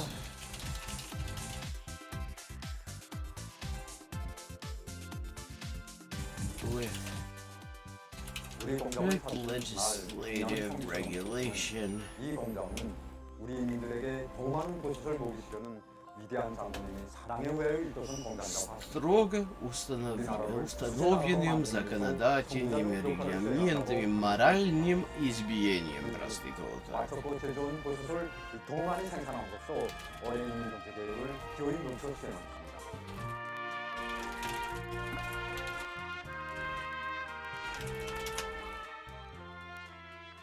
돌아볼수록 우리 인민들과 군인들에게 맛좋고 영양가 높은 버섯을 먹이시려 바쳐오신 경리하는 총비서 동지의 위대한 헌신의 세계가 뜨겁게 깃들어있는 버섯 공장이 Running into 있습니다. some more wonderful OCR fuck ups here.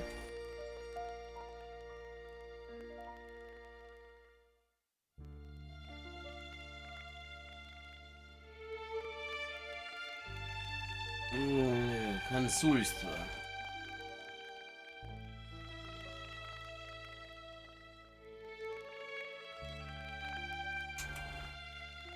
Okay, I mean that's translates as consulate They're saying in the era of 현대적인 농기계의 도움을 떠나서는 생각할 수 없습니다. 하기에 농촌 경리의 종합적 기계화 실현을 위하여 끊임없는 신열과 노고를 바쳐오신 우리의 경영하는 총미소동지시였습니다. 경리하는 김종훈 동지께서는 2015년 8월 5일 상봉의 운동과 가정에서 오만 동지의 전시장을 찾아주셨습니다. its 그날 characteristic 전시의 rationalism. 동기들을 하나하나 도와주시면서 설계 일꾼들에게 현대적인 동기의 자료들을 많이 보여줘야 한다고, 보는 것이 많아야 세계적인 동기의 발전 추세를 잘 알고 현대적인 능률을 높은 동기들을 장안 제작할 수 있다고 하시면서 몸소 준비해 가지고 나오신 동기의 자료들을 일꾼들에게 알려주셨습니다. 그러시면서 농업 부문에서 비료는 탄약과 같고 농기계는 무장장비와 같다고 하시면서 우리는 어떻게 하나 가까운 뮤티안의 농업 생산에서 기계화 비중을 부단히 높여나가야 한다고 간곡히 말씀하셨습니다. 그날 일꾼들이 받아가는 자료들에는 벼농사와 간냉농사를 짓는 데 필요한 농기계들을 비롯하여 And the yellow card refers to an ID document that sex workers were issued, registered sex workers were issued in Imperial Russia. I've got a footnote on that elsewhere because it is a specifically Imperial Russian thing that in that form did not exist elsewhere. 우리 실종에 맞는 다용도화된 농기계들을 더 많이 창안 제작하는 것이 중요하다고 강조하셨습니다. 그러시면서 농촌 경리 종합적 기계화를 실현하여 농업 근로자들을 어렵고 힘든 노동에서 해방시키려는 것은 우리 수령님들이 생전이 염원이었다고, 우리는 수령님들의 염원을 빛나는 현실로 꺾여야 한다고 절절히 말씀하셨습니다. 위대한 수령님들의 영혼을 꼽히고 온 나라에 우리가 만든 현대적이며 능률이 높은 농기계가 꽉 들어차게 할 구상을 펼치시는 경영하는 총미소동지의 자유로운 영상을 우러내며 일꾼들의 가슴은 끝없는 격정으로 서 있습니다. 이날 전시장을 돌아보신 경리하는 총미소동지께서는 농기계와 부속품을 생산하는 공장 교육소들은 사회주의 수호전의 제1제대 제1선 참호인 농업전선의 병지상이라고 하시면서 농기계 생산 부문 일꾼들과 노동계급이 싸우는 고지에 더 많은 탄핵을 보내주라는 구호를 들고 God, this is dire. 손으로 피대를 돌리면서 I'm reading this as I translate, so I did not know that this was what I was going to be working on this, my first live translation stream. But let me just say, if despite the fucking content, you're enjoying this stream, please consider contributing to the Kollontai translation crowdfunder. The information on how to do that's up the top, or is it on the top of the screen? How did I lay this out? On the bottom of the screen. It's on the bottom of the screen. And all of that helps me cover my expenses as I'm working on this project. 통이 크게 작존하고 대담하게 밀고 나가라고 전전히 하신 그 말씀. As such, it is much appreciated. We have one of my major contributors in chat right now, Kollontai, who contributed 50 Canadian a few weeks ago. Very well appreciated. Well, I'm gonna keep going for a little bit until I get hungry, basically. Конституция таких пор конституировавшее государство, which until then had only been tolerated by the state.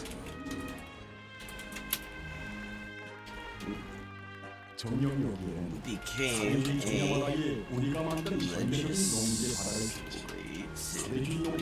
regulated phenomenon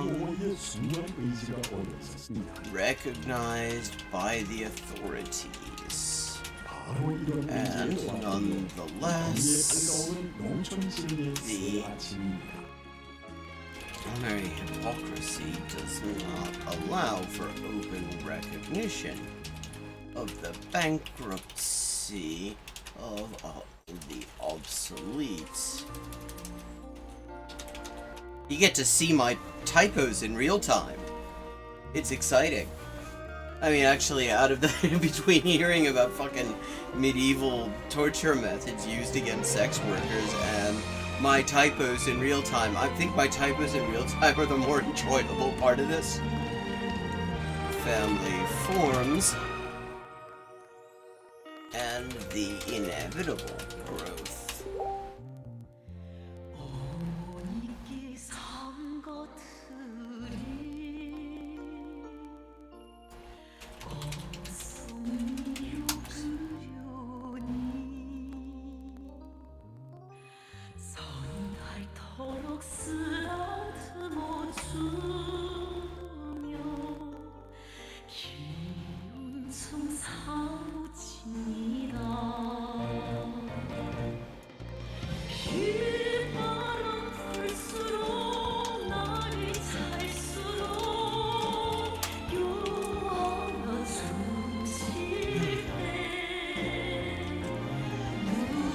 One effect of the eventual arrival of the pandemic in the DPRK, though they seem to have got things under control, at least by their own reckoning, and there are reasons to believe their own reckoning is fairly accurate in this, because they do seem to be taking it extremely seriously, is that the TV broadcast day on normal days, it used to be, it was like 9 hours on weekdays, and then on Saturdays, or on Sundays, it was 13, and now it's 13 all the time.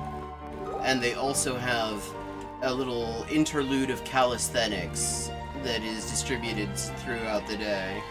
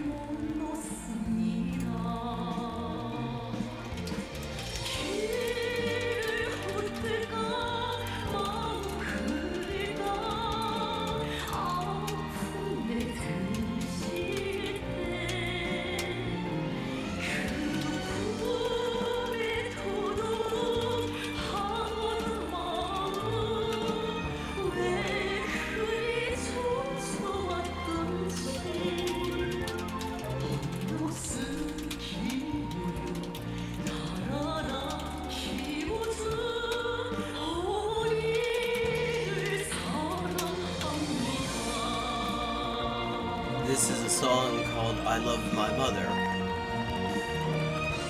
This is the modern format. I did a video on this.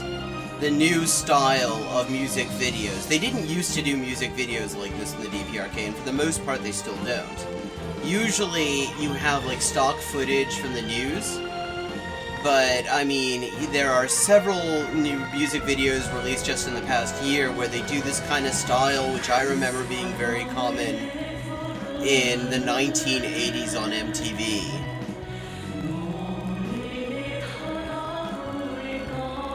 Yeah, I mean, she talks about Western Europe a fair bit as well. Like, she cites heavily Lily Braun, and, actually, a bunch of, like, 19th century French socialist literature as well. There's a book that she cites called Le Socialisme dans la Révolution Française, which is in there. I found a full text of it, that's linked as well. But yeah, I mean, God, it is impressively. This is not a book that you should read if you're looking for a little pick-me-up. Let me just put it that way. Russian legislation on the shameful trade is nourished by this. Nah, that's not good. Suffused, hypocritical.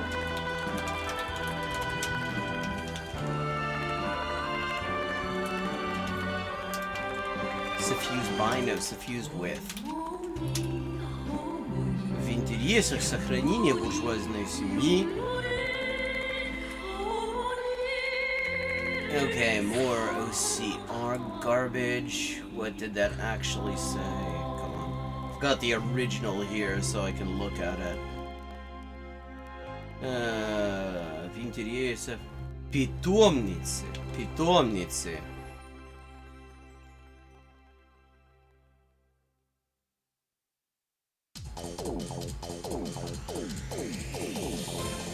Oh, this is the calisthenics thing I was telling you about.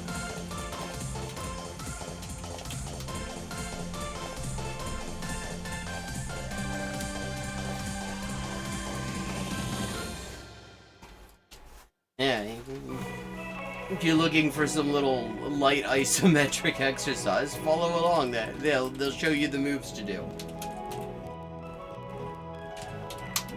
Питомница, это как-то необычно названо.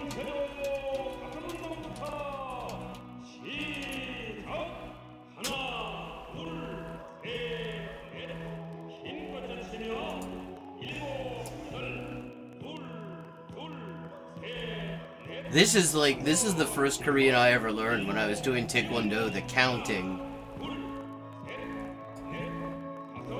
I mean, питомник is a kennel. In the interest of preserving the bourgeois family.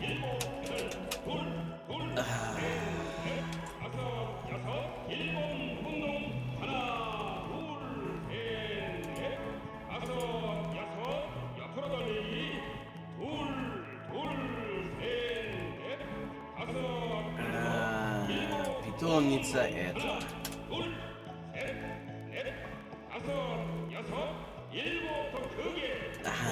Nursery, the heirs of capital, the trade in women's bodies,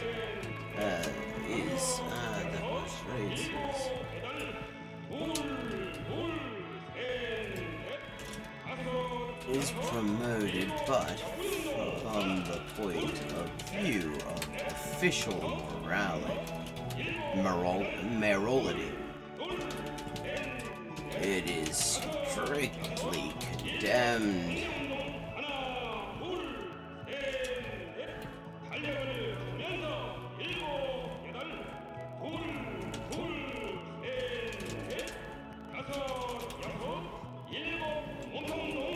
And in order to preserve the prestige of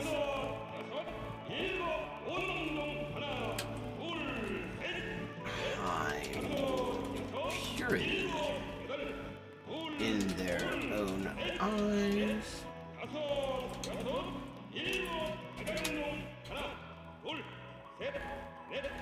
bourgeois society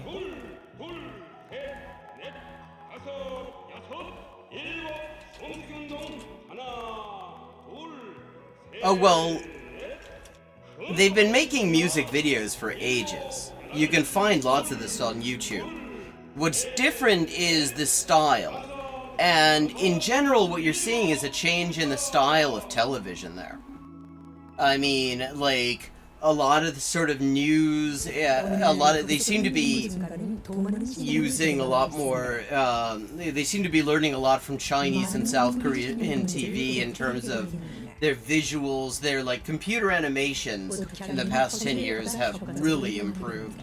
Like, it was all very, it had the feeling of, like, public access TV about a decade ago. But these days, there's lots of computer animation stuff, and you have, it's like the style is less dour, it's more engaging. Like, it used to be, they have a cookery show called Ryuri Sangshi. Like, and it used to be all you'd see is a person's hands preparing it as somebody sort of very neutrally narrated what you're doing to make the dish. And now you have a state awarded chef who shows up and talks with the presenter and explains why the stuff is important. It's all much more chatty and stuff like that. I mean, there's just a general shift in the style.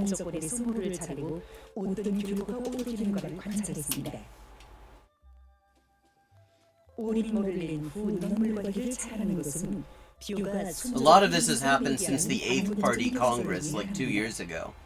Again, if you look up on my channel, my YouTube channel, you'll find something on North Korean music videos where I talk about this in some detail and show you the old style and the new style. 동시에 이용의 차를 견딜 뿐 아니라 수확고가 높은 품종을 육종하기 위해서 여러 개의 논bio 품종 개통들을 선택해서 섭취를 했습니다. 여기에 심은 종자들은 우리가 제일 처음으로 연구 개발했던 이용 경질성 논벼들입니다. 2017년에 생산량을 Yeah, I mean, it's much more just visually engaging, it's much more visually enjoyable. If you look at, you can find on YouTube, like, old North Korean TV from, like, 2007, 2008, which is when I started watching it. My Korean has a very strong northern accent because this is really kind of one of the main places I learned it from. It's great for language learning because it's so repetitive. But I mean, yeah, everything is just it actually kind of feels like East German television from the 80s. And they just sort of have really brought up their like visual game. I mean, the whole style has changed and is much more visually appealing. You can really tell the difference when they show some of these older documentaries that they will rerun over and over again. They rerun a lot of stuff. They're very big on recycling in all areas of life there, particularly in the area of like broadcast material, broadcast content. They use their stock footage millions of times. 만일 우리가 이 논벼 교잡에서 성공하면 작은 연종에서 600kg 이상의 쌀을 생산할 수 있습니다. 제일 작아서 매 무당 300kg으로 계산해도 이동우의 논밭에서는 305kg의 쌀을 생산할 수 있습니다. 이 양이면 8천만의 인구를 먹여 살릴 수가 있습니다. 그 우위가 바로 여기에 있습니다. 토양도 요번 과정이 심하게 진행됩니다. 보다 공정한 것은 사막이 용성 토양과 인접해 있어 더 이상 내버려 둔다면 후가는 생산할 수 없습니다. 연구 집단은 용성 토양 중에서도 제일 나쁜 이 토양을 이용할 결심을 했습니다. 이용성 토양들은 그 유형이 같지 않습니다. 우리가 구분한 유형은 이용성 토양을 개량해서 이용하는 입장에서 볼 때 기본적으로 5개의 유형이 있습니다. 매 유형들은 서로 다릅니다. 사막지대와 인접해 있으면서 모래 성분들을 많이 가지고 있는 이용성 토양이 있습니다. 하지만 공통적인 특징은 이온 함량이 높은 것입니다. 연구 집단이 오호하는 토양의 이온 함량을 검측한 결과 함량은 3.99%였고 pH값은 7.8이었습니다. 실험 실적 방법으로 성공한 이온 균딜성 논비오 종자를 이 토양에 심고 논비오 재배에 좋은 민물을 환기한다고 해도 알코올 맺을 가능성은 거의 없었습니다. 그렇다면 어떻게 재배할 것인가? 이 지역에 있는 물자원은 짠물이 기본이기 때문에 직접 환기수로 이용할 수 없었습니다. 또한 강하게 내리져 있는 햇빛으로 해서 물이 논밭에서 쉽게 증발돼서 도저히 토양의 물기를 벗어날 수 없었습니다. 따라서 여기서 논벼를 재배하려면 용 토양을 개량할 방법도 생각해야 했습니다. 이 지역의 토양 특성으로부터 연구 집단은 토양 4차원 개량 방법을 제기했습니다. 왜 4차원 개량법이라고 하는가? 그것은 바로 4개의 항목을 집중적인 거리로 두어지고 계량을 진행하기 때문입니다. Oh, my camera has 첫째로 freeze framed me 우리가 알고 unflatteringly 있는 again. 위험 견딜성 넘겨 정자. 다시 말해서 초이와 감을 위험에 견딜 수 있으면서도 수확량이 높은 종자입니다. Oh, this is about this is on World Agricultural News. 토양 계량제를 적합하게 토양에 보충해 주어서 생산량을 높이도록 해야 합니다. 셋째로는 생물학적인 토양 계량입니다. They have lots of shows where basically they're looking at technological solutions in other countries, particularly to do with resource recycling and reuse, because they're just sort of short on everything for various reasons, including being under an economic stranglehold by the U.S. They're always having to find all sorts of ways that they could just reuse stuff. And so they have these shows looking at both how their production units are finding ways to reuse materials and how other countries are coming up with creative ways of doing it. 첫째는 토양 성질에 따라서 얘들이 지하 1 내지 1.5m의 깊이의 시루식 관, 즉 곤륜의 작은 구멍들이 뚫어져 있는 관을 묶어 이관을 통해서 용 함량이 높은 짠물을 토양 속에서 뽑아서 용 농도를 낮춰 관계수로 재이용함으로써 논밭에 되는 물이 순환되도록 하는 것입니다. 둘째로는 선진적인 사물 연결망 기술을 이용해서 작물의 생육 환경과 생육 상태, 병해충 피해 종용들을 즉시에 자료기지에 전송해서 해결 방안을 제기하도록 하는 것입니다. 이 체계의 좋은 점은 물 낭비를 없애고 가장 적은 양의 물로 제일 큰 관계 효과를 볼 수 있게 한다는 것입니다. 연구 집단은 여성을 연결망 체계를 통해서 순환해 나온 물의 용농도가 약 0.83% 정도인 것을 0.6%까지 떨고는 이용 견딜성 논교의 관계에서 이용할 수 있는 Here's an example where I'm going to try to see if I can find the original. This is going to be in German. Женщина, промышляющая своим телом и находящая по причине этого под надзором полиции. 시험버전에서 용견딜성 논교 재배를 성공한 경험에 기초해서 연구 집단이 선택한 논에서의 용견딜성 논교 육종과 모내기, 관수가 모두 순조롭게 됐습니다. 연구사들이 매일 논에 나가 용 함량을 검축하고 병해충 피해를 관찰했습니다. 연구사들의 보호를 받는 용 견딜성 논교의 생육 상태는 매우 좋았으며 인차 이삭이 달렸습니다. 용 견딜성 논교를 도입하는 데서 용성 토양의 용 함량을 낮추고 토양 구조를 개선하며 토양 비옥도를 높이는 것이 중요합니다. 토양 4차원 개량 방법은 용성 토양의 용 함량을 낮추고 농작물을 심을 수 있는 토양으로 개량하는 데서 좋은 방법으로 됐습니다. 이것은 용성 토양에서 수확한 용견딜성 논교의 수확물입니다. 이것은 종리한 후의 쌀입니다. 나달의 입자가 거르럽고 색이 희미어 투명합니다. 평균 길이가 5mm이며 너비가 2mm 정도입니다. 끓여낸 밥은 알이 풍만하고 입맛가 좋아서 사람들이 즐겨 먹는 쌀과 별로 큰 차이가 없다고 합니다. 현재 용견딜성 논교는 품질 감독 부문의 공사를 통해서 정식으로 먹을 수 있는 쌀로 됐다고 합니다. 용견딜성 논교에서 수확한 쌀을 가지고 어느 한 농가에 들어가 그 집 아주머니에게 밥을 시도록 했습니다.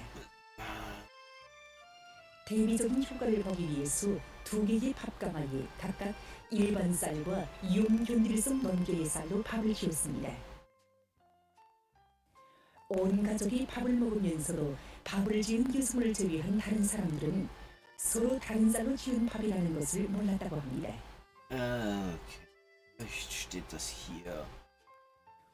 연구 집단은 그 후 전국의 용성 토양에서 용견딜성 논교 재배 면적을 보다니 확대했습니다. The problem is I don't know. She doesn't give the title of this in German. I'm trying to find the original of this regulation. That may be something that, I mean, I'm going to be going over. Well, okay, this is North Korean agriculture isn't really an area that I can speak with particular knowledge, but I mean, there have been a couple of things that seem to be big topics in the media on the subject. One, this is going back some time. There's even a song on the subject called Hwangum Namu Nungum Namu Saneshimoso, planting fruit trees on the hills. They're trying to sort of kill two birds with one stone, rebuilding their natural flood defenses and expanding agriculture by planting fruit trees on hillsides. Because, I mean, one of the major contributors of the famine of the 1990s was that they had deforested these hillsides in order to find arable land, which is in short supply north of the 38th parallel and always has been. It's just not the best agricultural land in the Korean Peninsula. And the trouble is, when you get rid of natural flood defenses, flooding happens, and that ended up wrecking their entire crop for a couple of years as a result. But so the way they're trying to rebuild that, while at the same time trying to gain food, gain harvest yields, is by planting fruit trees. Now, there's some question about how much of that is actually going on. I think NK News had a thing where they were looking at satellite images to see if they could estimate how much actual surface area was being reforested in this way. And they said it probably isn't as much as it seems when you look at the media. They're one of the better sources on these things. They actually have area experts and they fact check things, which is basically unlike most Western media on the subject. But the other big thing that they've been going pretty heavily on in the media is greenhouses. Because of course one of the problems they have, again, not only they also inaugurated, like I think 2 or 3 years ago it was, the first large-scale synthetic fertilizer plant in the country. Previously, they'd always had to import their synthetic fertilizer, which is another one of the contributing causes of the famine, because they lost their subsidized fertilizer imports when the Soviet Union collapsed. Oh, what's this now? Okay, this is about El Nino. 최근 예상보다 2개월 앞당겨 시작된 엘니뇨의 영향으로 세계 여러 지역에서 재해상 기상 현상들이 오심하게 나타났습니다. But so they've built this looks like a fairly large fertilizer plant, though I know nothing about fertilizer production. It may actually be quite small. I'm no judge. And the other thing has been large-scale greenhouse complexes so that they can grow stuff that requires a warmer climate than they tend to have. That seems to be a big major area of emphasis. And there was a documentary called My Brothers and Sisters in the North.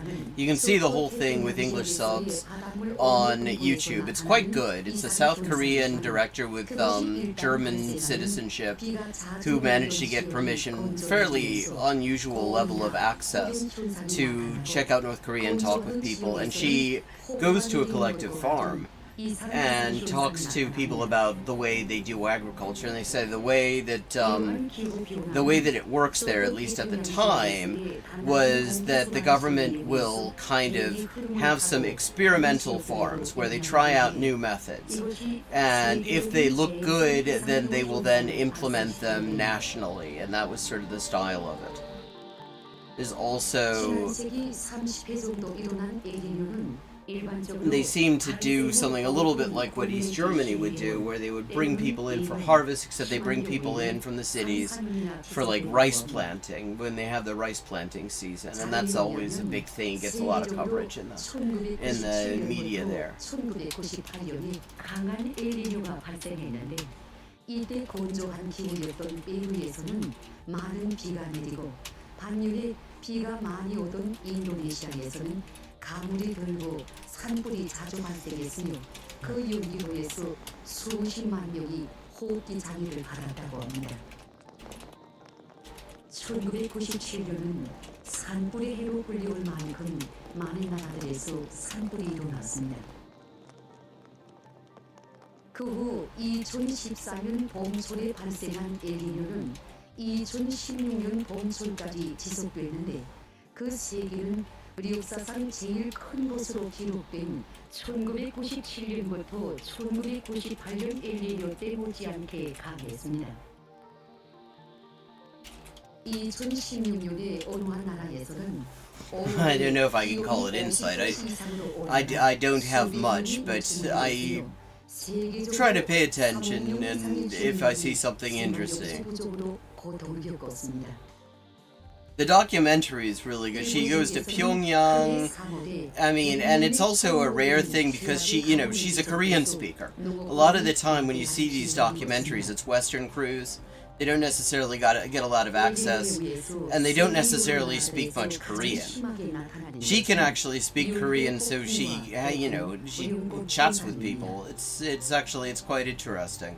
강한 엘니뇨가 나타났던 1998년 어느 한 나라에서는 Actually, I mean, the tourism operators that offer tours to the DPRK, I mean, they're always sort of agitating with the government to expand the things that they can take people to.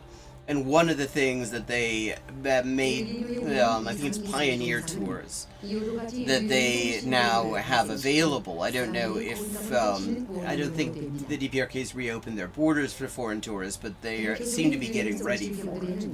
Is that you can do like a homestay in a rural village up in the northern end of the DPRK near the seaside, and spend like a week or two there and like chat with people and check out how they're living and stuff, and you actually are living with them.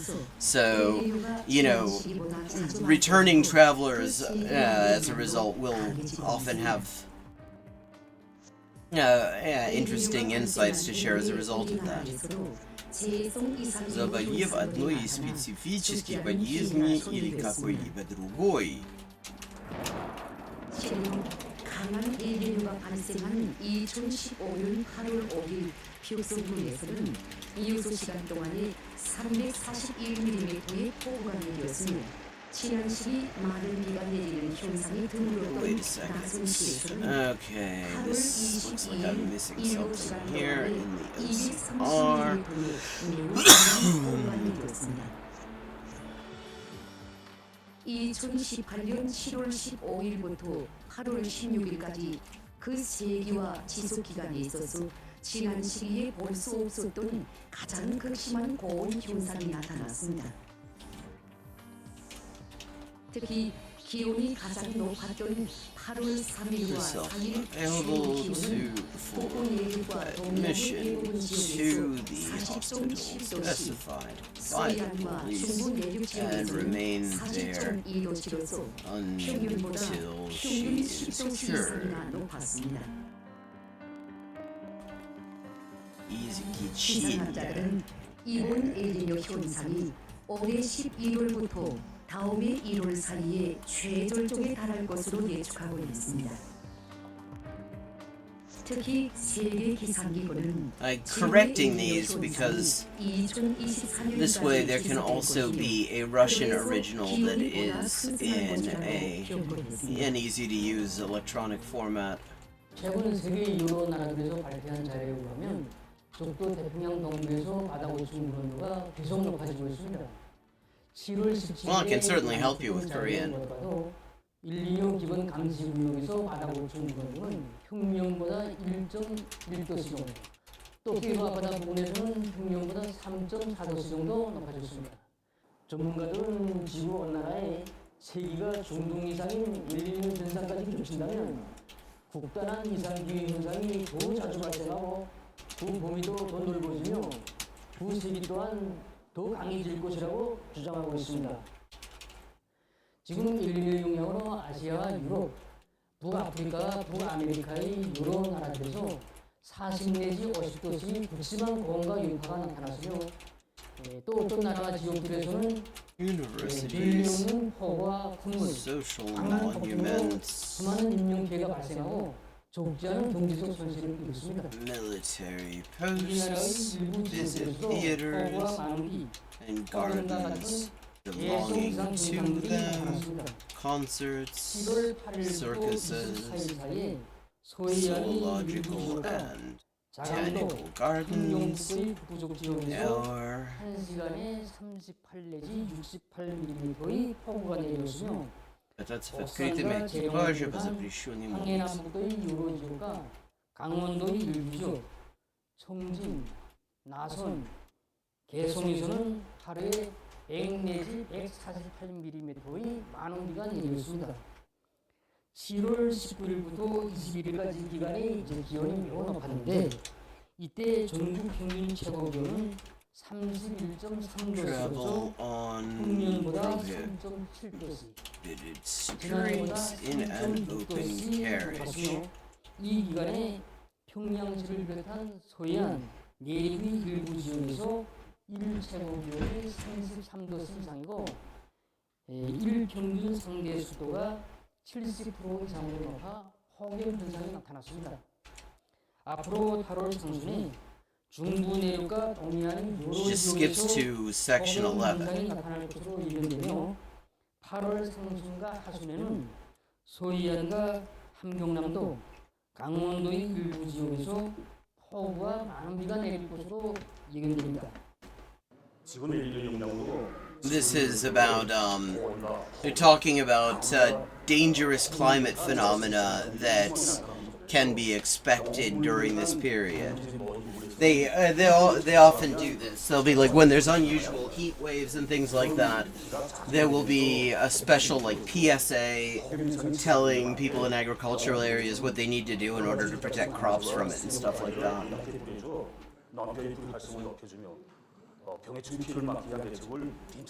И запрещается жить вблизи церкви, shall not live near churches, schools, universities, public institutions,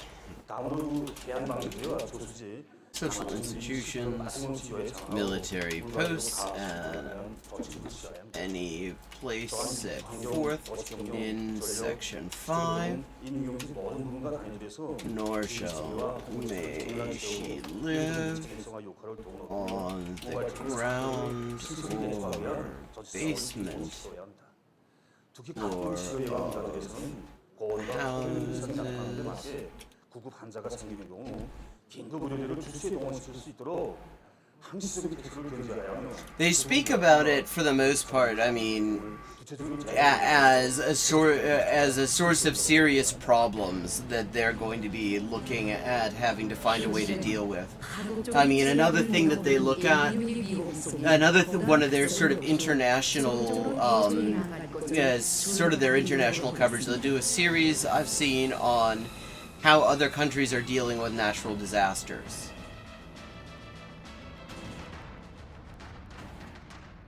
And things like that. And the framing is very specifically in terms of, this is stuff we're probably going to have to deal with. Okay, this is calling on people to seriously implement the resolutions of the 8th meeting of the Central Committee.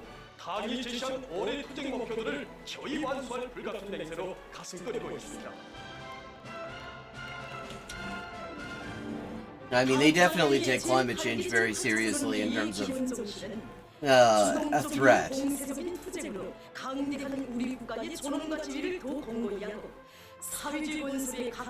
See, I mean, all this kind of computer animation, this is new. This is actually a very new thing, like the way they're doing that 3D animation there with the posters. That is very new style for them. This is the year of great changes and innovations. 당이 제시한 올해 토대 목표들을 무조건 정확하게 완벽하게 수행해야 합니다. 농업 부문에서는 알곡 생산 목표 점령을 인민경제 발전 12개 중요 고지의 첫 번째 고지로 내세운 당광의 숭고한 의도를 명심하고 재해성 이상 기후에 대처하기 위한 필요한 대책을 세우며 이용농 사업을 과학기술적 요구에 맞게 진행해서 정부당 알곡 수확고를 최대로 높여야 합니다. 모든 부문 모든 단계에서는 인민경제 계획은 당의 지령이며 She's banned from living in furnished rooms? Or even fucking visiting them?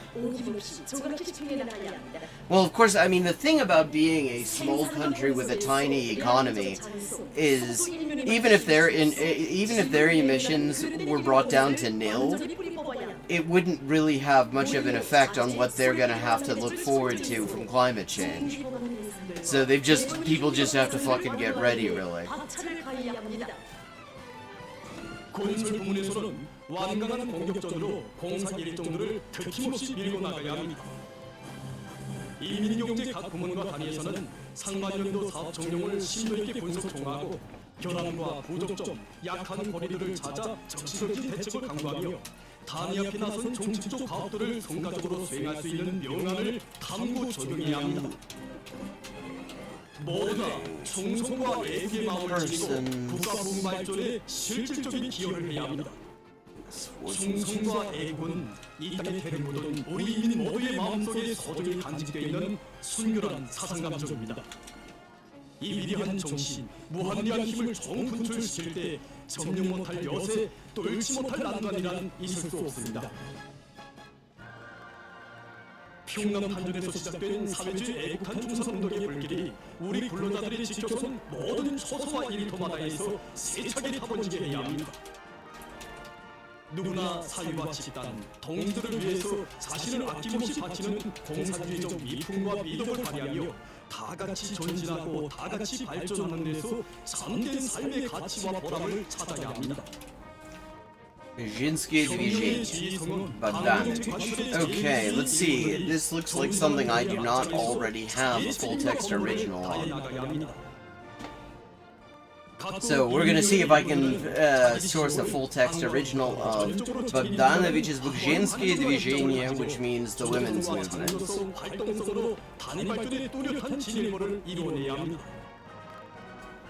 나라의 과학기술력, 교육사업을 발전시키는 것은 주체적 시 강화의 중요 고리입니다. 과학자, 기술자들은 당에서 중시하고 현실에서 절박하게 해결을 기다리는 연구 과제를 스스로 맡아 풀어나가는 것은 오히려 마땅한 본분으로 여기고 Wait a second. Научные библиотеки ТВ. Okay, let me see. 교육자들은 교육 내용과 방법을 세계적인 교육 발전 추세에 맞게 적극 개선해야 합니다. Богданович. Иди ты, Богданович. Trouble is, there's too many bloody Bogdanoviches. It's such a common name that it doesn't really count. And it's not a particularly uncommon title for a book. So, yeah, that'll probably take a while. 과학기술 보급 기술력을 시속 있게 진행했어. 누구나 현대 과학기술을 소유하고 적극 활용하는 지식형의 인간, 기술적인 인간으로 존재시키며 첨단 과학기술의 이력, 대중적인 이력으로 높이 세운 투쟁 목표를 P212213. So, this translation is Bogdanovich. Well, you're seeing a lot more of North Korean TV than I've actually shown in videos because I'm very slow to make video essays. It takes me forever to actually get the script written, to have the idea crystallize in my head, and then to actually sit down and do the editing. Pyongyang by night drone footage. This is something that they use as a segue. That is also a fairly new development. I mean... Oh no, wait. This is not a segue. This is music. This is called 그때처럼 우리가 살고 있는가? Are we living as we did in those days? Which is specifically, you know, are we dedicating ourselves as fully to the cause as we did in the days of the war, basically? But this is a new video of it. New recording.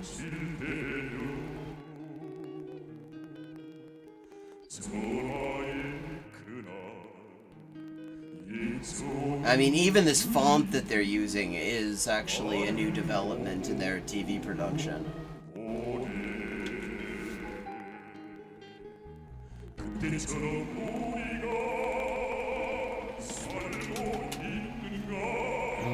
Когда в Москве собиралась учредить врачебно-полицейский комитет, то предполагалось сперва делать в пользу казны сборы с публичных вкладов.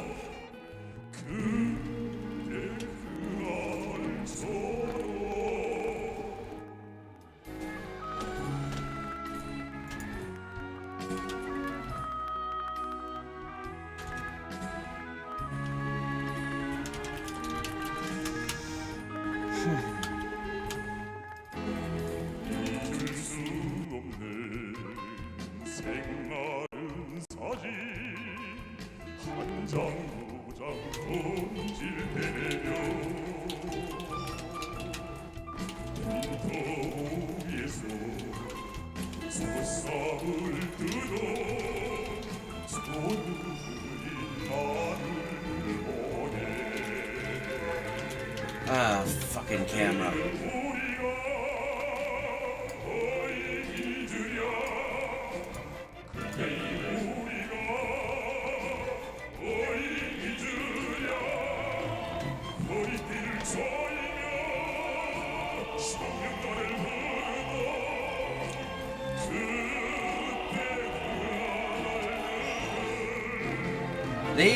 Okay, one thing to know about North Korean media culture is, you know, I guess every society has sort of a shorthand for, like, the finest hour or something like that. And in the DPRK, it's the war and the post-war reconstruction that everybody, that is always harkened back to when they want to say, we've got this huge effort that we need everybody to be participating in. You know, sort of like in Britain, it's Dunkirk. Which, I mean, you could really get the idea in watching British TV. The way they talk about Dunkirk, you could think that they won it, as opposed to losing and then managing to sort of get away with their lives. But, so, like, with COVID, the line has always been that the effort to prevent infections, to prevent the COVID spreading in the country, required an effort like the war and the post-war reconstruction. Like, somebody is really enjoying the Da Vinci Resolve full, you know, the full version. Looking at all of the stuff they're doing with the.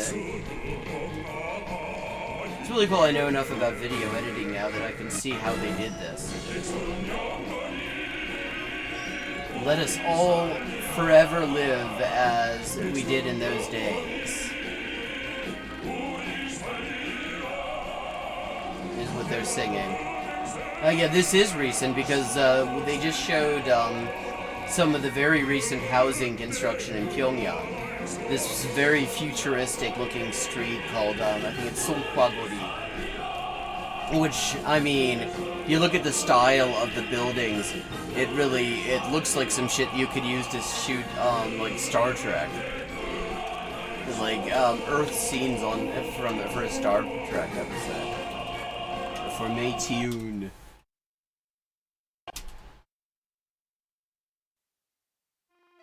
Wait. Oh no, I thought that the audio had crapped out or something. It hasn't. That's nice of it. I really appreciate it when the audio doesn't crap out.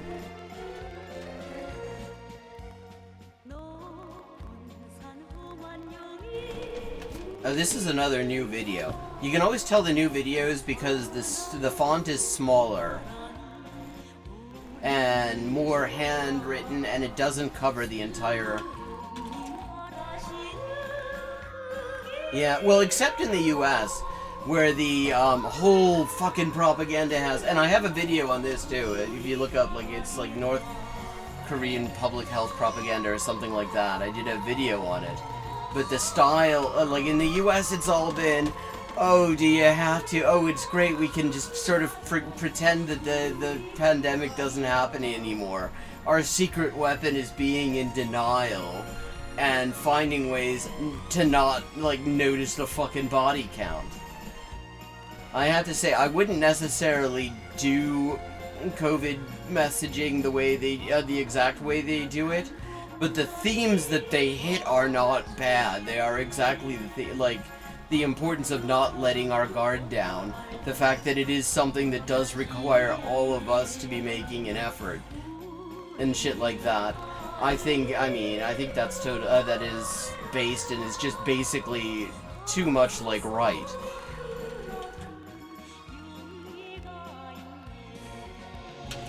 Not necessarily, I wouldn't do it exactly the way that they do it, but the basic theme has always been, this is bad, we don't want this, and if we are going to avoid being harmed by it, we all have to make an effort. And I mean, I can't really fault that.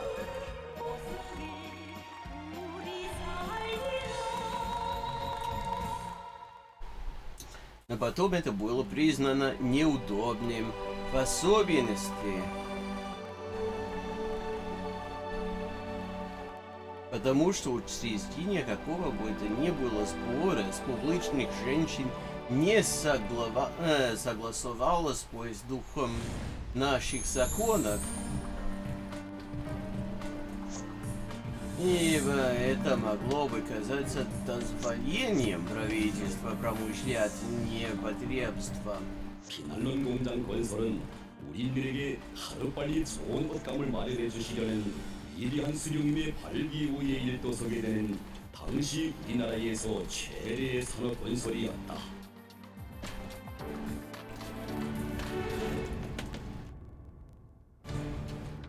피난민 공장 건설 문제가 처음으로 제기되었을 때 일부 사람들은 나라의 경제 형편을 우러나면서 공장의 규모와 능력을 작게 하자는 의견을 내놓았다.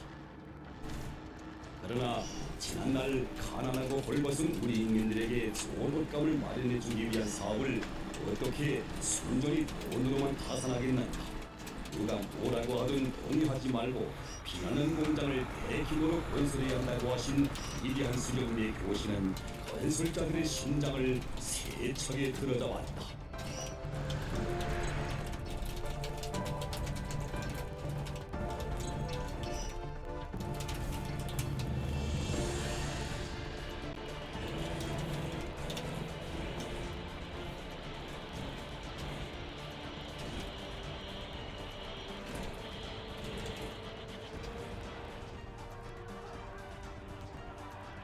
새를만 무짓던 영흥골에 건설자들의 노랫소리가 대합창으로 울려 퍼졌다. 군인 건설자들은 진폴에서 1년 이상 걸린다고 하던 도로 측장들의 기초 굴착 작업을 석 달 동안에 끝낸 기적을 창조하였다.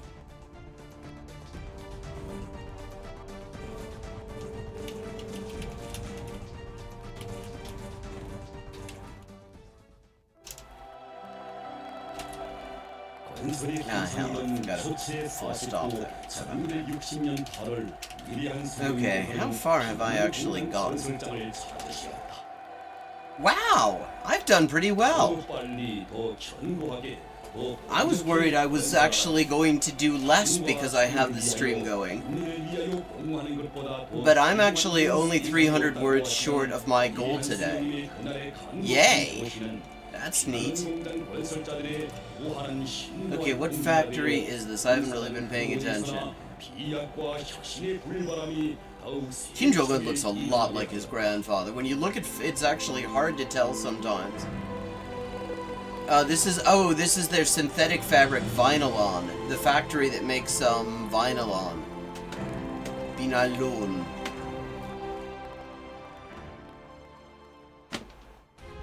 The building of the Vinylon fabric.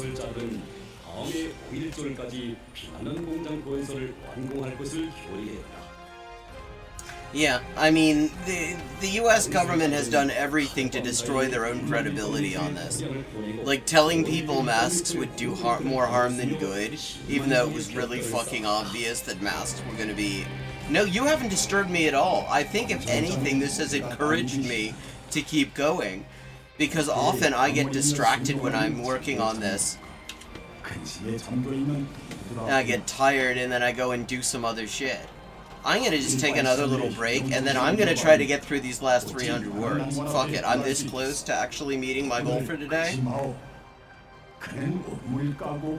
So I'm gonna take a little break and then I'm gonna be back. This sort of thing is very common, incidentally, in North Korean TV. They will look at some really, like, important factory that marks some sort of milestone, or that has played a major role in some major campaign. Like recently there was something on the Chollima tile factory a few days ago, which played a major role in the housing construction push that they've been doing.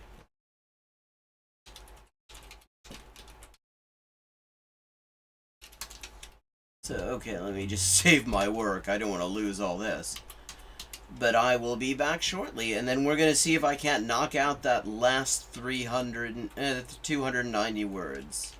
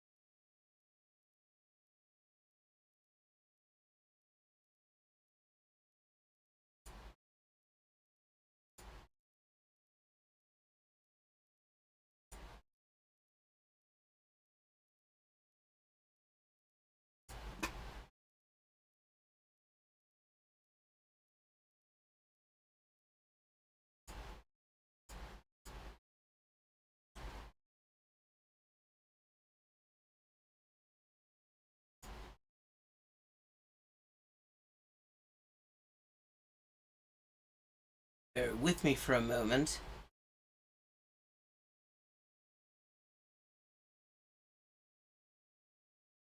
I'm just going to set up, because we're talking a little bit about their pandemic coverage. And there's a documentary I've been meaning to look at on stream for a while that they did, where it's 60 days on maximum alert. And apart from exemplifying a lot of the new style in North Korean television production, it also gives sort of an idea of how they perceive it, how they talk about it. Where the hell's my window projector?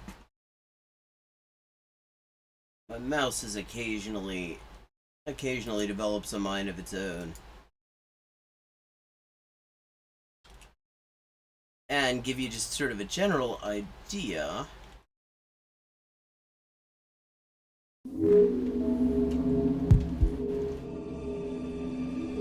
Hell. Pause. And as I do that, I'm going to finish these last 290 words for today's target.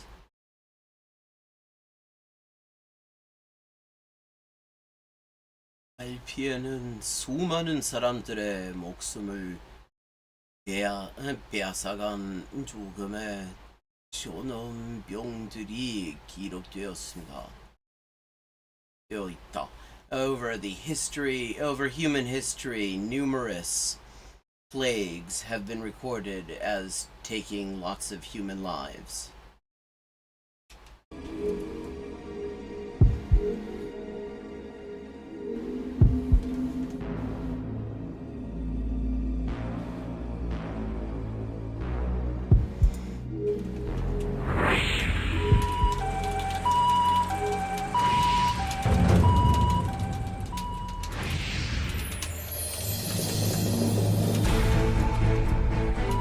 (2019년 12월) 중국에서 첫 신형 코로나 비루스 감염자가 발생했습니다. 2020년 1월 악성 비루스에 의한 첫 사망자가 전문가들은 이 전염병과의 싸움이 전 인류의 전쟁이라고 평하고 세계보건기구는 이 대류행 전염병이 100년에 한 번 볼 수 있는 보건위기라고 하루 사망자 수가 16,720여 명으로서 역대 최고 수치를 기록했습니다.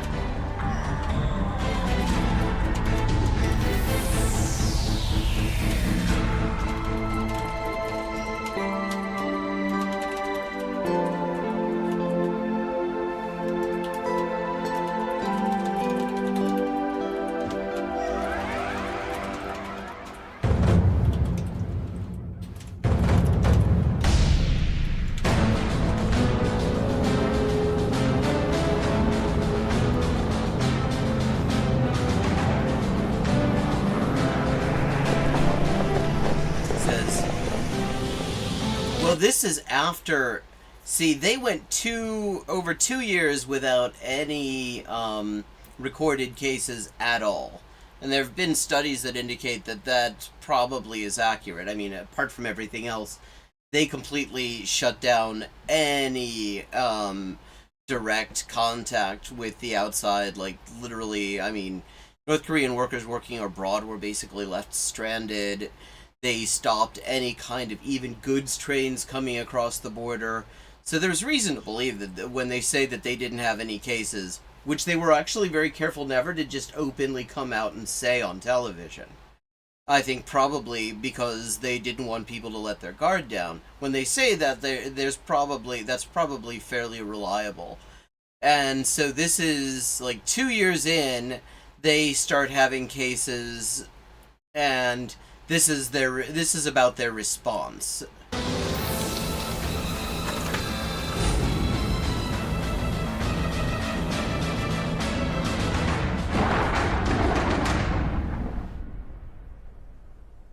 Soon. 최대 비상 방역 체계로 이행. 이 돌발적인 비상 사태는 누구에게나 충격적이었습니다. This is an example of what I'm talking about, sort of new things in a new style in TV production. This guy is a TV presenter you see a lot, including on their daily pandemic reports. You see him, but you see him all over the place. And here we have him doing something you basically, until very recently, never saw any TV people do on North Korean TV, which is talk about their experience of reporting something. 건국일의 대동란이라고 할 수 있는 I mean, you see this all the 그날로부터 time on like Western TV. 60일이 흘렀습니다. This very meta thing where reporters report on 우리가 their 보러온 experience of reporting. 긍지럽은 10년의 여정에서 오늘의 60일은 짧은 한순간에 지나지 않습니다. 그러나 그 짧은 순간에 우리 천만 인민이 받아하는 그 충격, 그 열판은 오늘도 멈춤이 없이 더욱더 세차게 이뤄번지고 있습니다. 하다면 흐르는 일각일초에 인민의 생명 안전이 판관이 되던 60일의 그 순간순간은 과연 무엇으로 어떻게 흘러왔는지 우리는 우리 인민의 마음속에 영원히 잊을 수 없는 역사의 산화폭으로 지켜진 그날들을 되새겨보자고 합니다.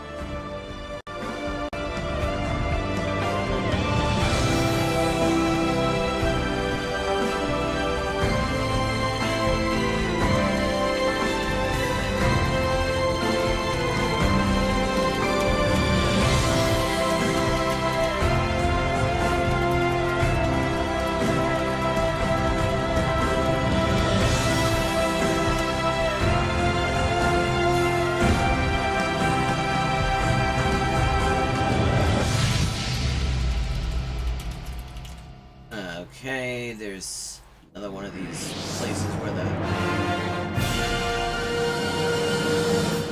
조선노동당 중앙위원회 제8기 제8차 정치국 회의가 5월 12일 당중앙위원회 본부청사에서 소집됐습니다.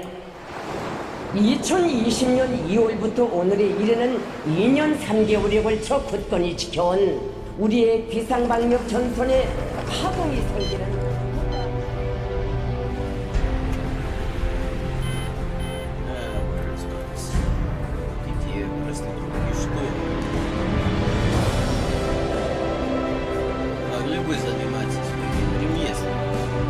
당중앙위원회의 정치국은 다음과 같이 결정한다. This is the resolution of the Politburo of the Workers' Party on the pandemic. 국가 방역 사업을 최대 비상 방역 체계로 이행할 것이다. Announcing maximum alert. 국가 비상 방역 사령부에서는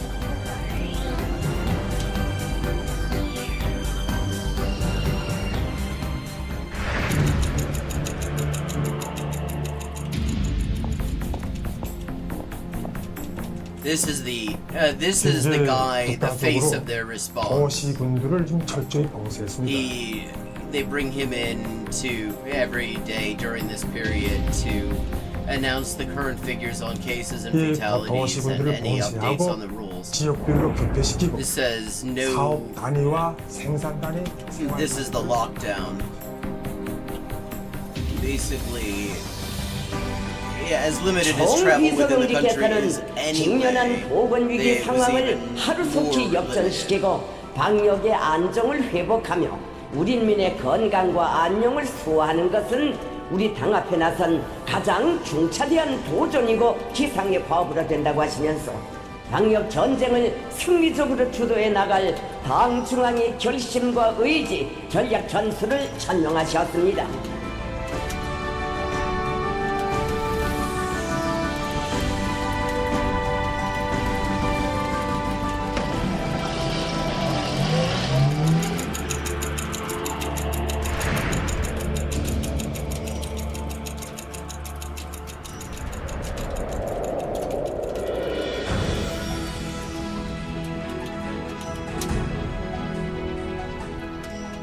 협의회에서는 최대 비상방역 체계 요구에 맞게 긴급 해제하는 예비 의약품을 신속히 보급하기 위한 문제가 집중 토의됐습니다.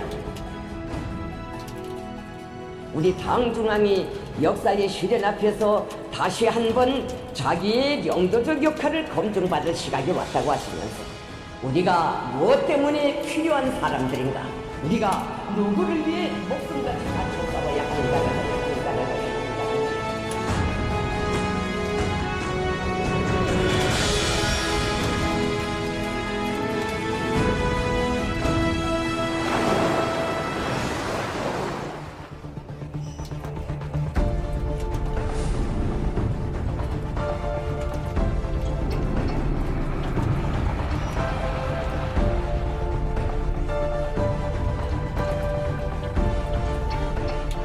현재 인민반과 진료소에 이르기까지 의약품들을 전진 공급하게 한 사업들을 This is about deliveries of medicines 차대 비상방역 체계가 가동한 이후 24시간 봉사하고 있습니다. 시민들이 처방전에 따르는 파라세타몰과 전론, 정확 항정에 이르기까지 요구하는 양을 다 사가니까 오늘 이렇게 나고 진료소 선생님한테 가서 처방전 떼가지고 약을 공급받으러 갔단 말입니다. 약이 다 차가고 그걸 무슨 살았다는 생각이 들고 맨 먼저 산숨이라고 우리 반장들이란 말입니다. 약 해주디 인민반 우사 계속 나오디 그러니까 거기서 신심 생겨서 이 전염병의 특징과 굿 임상 경과, 약물 치료와 관련된 상식적인 문제들을 알고 싶어하는 데 맞게 대중 보도 수단들을 통해서 이와 관련된 내용들을 집중적으로 알려주기 위한 사업들을 공세적으로 벌이고 있습니다. 한 번에 4g 인체의 항비루스 효과를 높일 수 있는 어린이들에게 어떤 영향을 미치며 전국적인 전염병 전파 및 치료 상황입니다.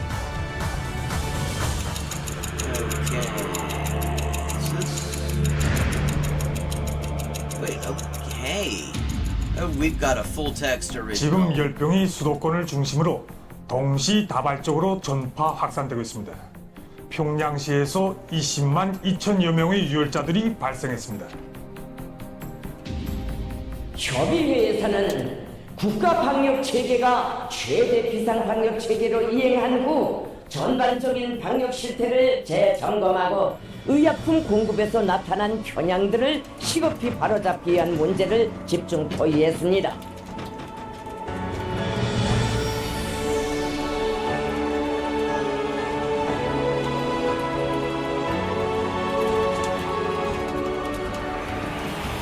정 비서동지께서는 당중앙위원회 정치국 협의회를 마치시는 길로 평양시 안의 약국들을 찾으시어 의약품 공급 실태를 직접 묘야하셨습니다. 최대 비상방역 체계가 가동된 이후 무슨 약들이 공급되었는가? 주민들이 지금 제일 많이 찾는 약은 어떤 약들이며 가격은 얼마인가를 세심히 묘야하셨습니다. 우리는 지름으로 쓰면서 온순히 우리도 가방 앓거나 상태인데 이렇게 이게 위험한 데까지 올 수는 없습니다라고. This is workers at chemists and local people talking about how they feel about the army coming and delivering food and medicine. 인민들 속에 들어가시는 그걸 보면서 Of course, there's a lot, obviously, that they don't show, and we can only speculate about because there's no real-time information on things going on in the DPRK. 약하면서까지 나가서 그러시다가 무슨 감염되면 어떻게 하려고 원수님께서도 This is, okay. See, one heavily publicized event was Kim Jong-un went to a pharmacy in Pyongyang to apparently ask how they were getting on and what they needed. And so this is people shown weeping in gratitude at the fact that he would walk, accompanied by very many cameras, down to a Pyongyang pharmacy to find out how they were getting on in the midst of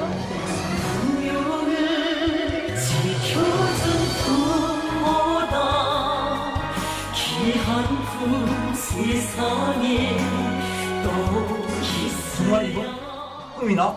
아니 진짜 생시나? 약을 저한테 안겨줄 때야 제가 이게 정말 맞구나.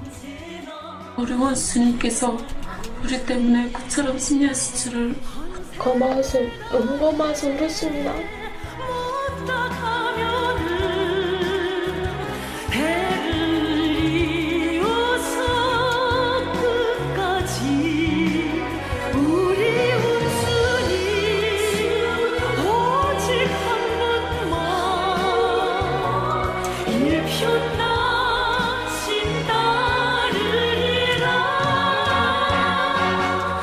약이 없어서 막 속상해서 진짜 막 이 약이 없으면 우리가 어떻게 살 것인가. 그래서 다 죽다 살아난 거 이거 방에 빼려해서 이렇게 천년을 두고 만년을 두고 잊지 못하겠습니다. 진짜 고맙습니다. 장난 산부처럼 죽거나 또 일이나 뻗어가 걱정했단 말입니다. 여기 안에 원수님만 계시면 우리 구원의 열병이더라고요. 그 약을 먹고 그래. 나는 잘해서 탈북을 왔어요. 옷을 깨시고 자신이 아픈 걸 여기시고 정말 고맙습니다. 우리 여러분 사랑합니다. 경양이 김정은 스님 정말 고맙습니다. Thank you so much.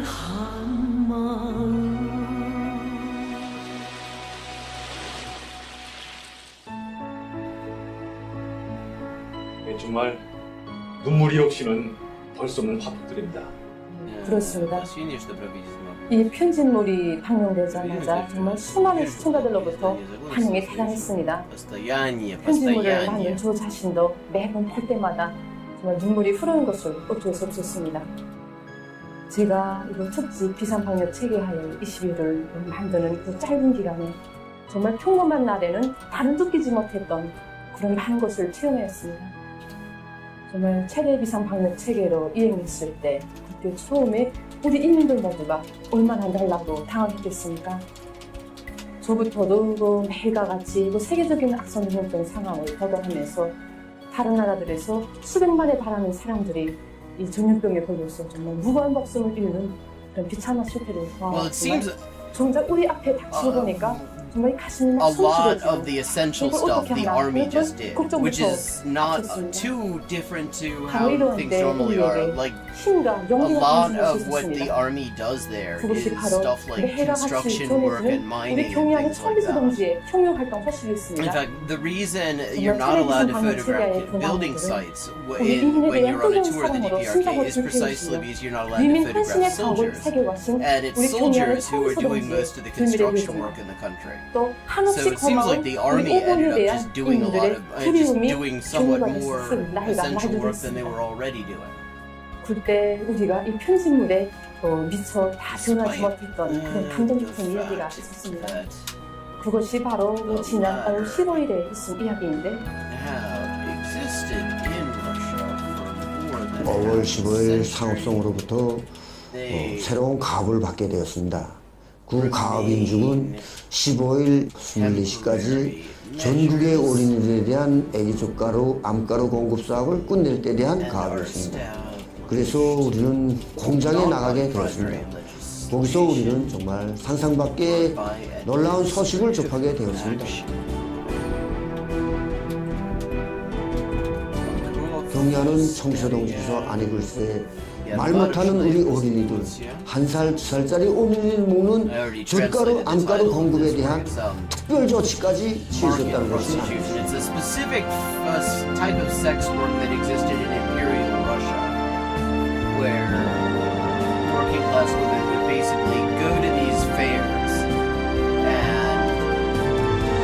and offer sex work there on a seasonal basis because they were being paid so badly and a lot of the work, even work in general, think of the seasonal as seasonal. So 찹쌀을 닦아서 가루를 내서 죽을 먹여도 먹질 않지. 진짜 속상했습니다. 진짜 이 아이가 진짜 이겨낼 수 있을까? 단정 어머니한테 단정 어머니 약이 다 떨어졌는데 어떻게 할까요? 이런 소리는 나갔는데 단정 어머니 애기 젓가루 이런 소리는 참 안 나가더란 말입니다. 어떻게 며칠 있다가 단정 어머니가 전화 온 게 원신인 배려위해서 젓가루를 다 공급해 준다고 하더란 말입니다. 그걸 다 나눴어요. 우리 애기 엄마들이 다 울었습니다. 원수님이 사랑과 배려에 우리 유빈이가 지금 내일 정상으로 내리고 애기 젓가루를 마음껏 먹고 배도 불려서 지금 해죽해죽 웃고 있습니다. 정말 고맙습니다.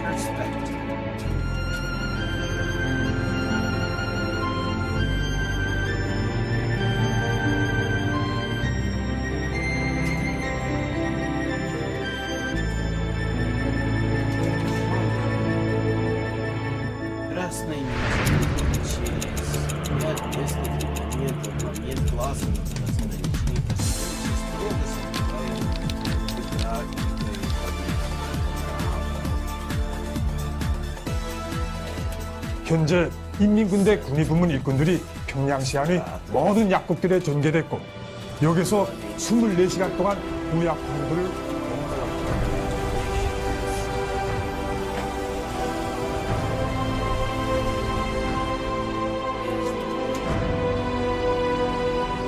현재 도착한 즉시 주민들에 대한 약품 공급 사업을 시작했습니다.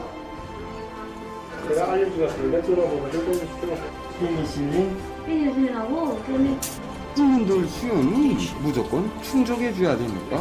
해서 보십시오. 평양은 최고 선홍지의 뜨거운 그 종이 담겨져 있는 그 모든 것을 인민들에게 빠짐없이 그대로 전달해야 한다는 그래서 우리 당의 고충을 들어주고 또 인민들이 아픔을 들어주는 것은 우리 인민군대의 선택이라는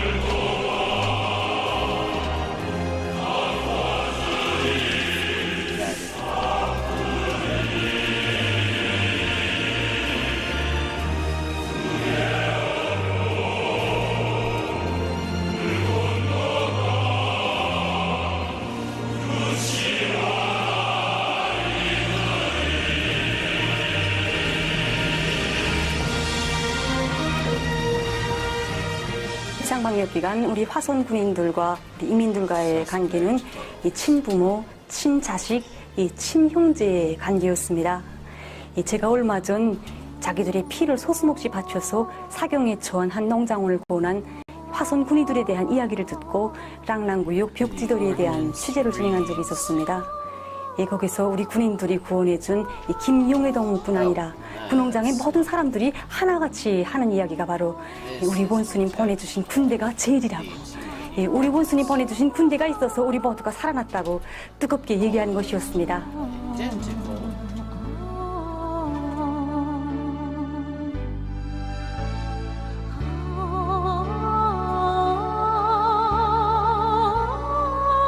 정신좀 차린다면 눈을 떠보니 내 앞에는 군이란 지들이 내 얼굴을 내려다보고 있는 게 아니겠습니까? 언니랑 나랑 울면서 고맙다고 하니까 이건 당신의 피가 아니고 우리 보수님 사랑이라고 말해주었습니다.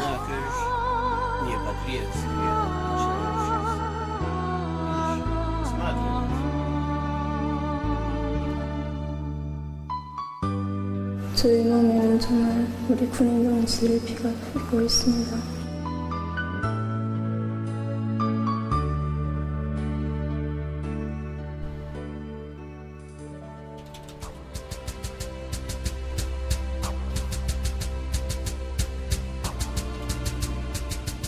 형님이 거기 딴 데 갔다야 이때가 집에서 남은 옥하니 그 다음에 형님이 이렇게 세웠단 말입니다. 나가셨는데 못 가갔다 그러면 맨날 길에서 툭 보니까 내 앞에 불 켜져 있어서 저 우리 가고 보니까 이 약국 간판 보이더란 말인데 그래서 야 저기 가면 군이 동지 있지? 기숙이 다음에 내가 거기다 대고 군이 동지 하고 찾았단 말입니다.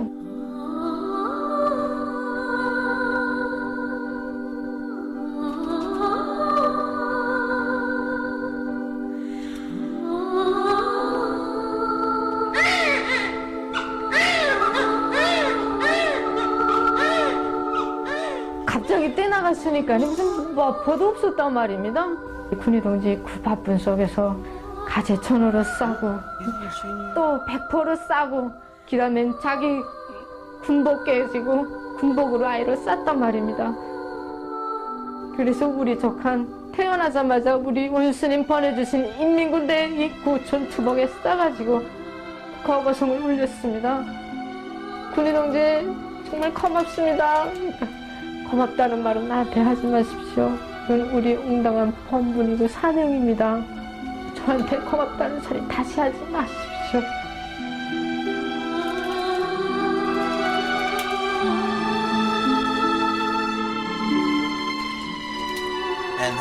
spaces mean that is I have met my target for today. That is the 290 words remaining of today's 1500 words. Let's see how much this leaves in chapter 2.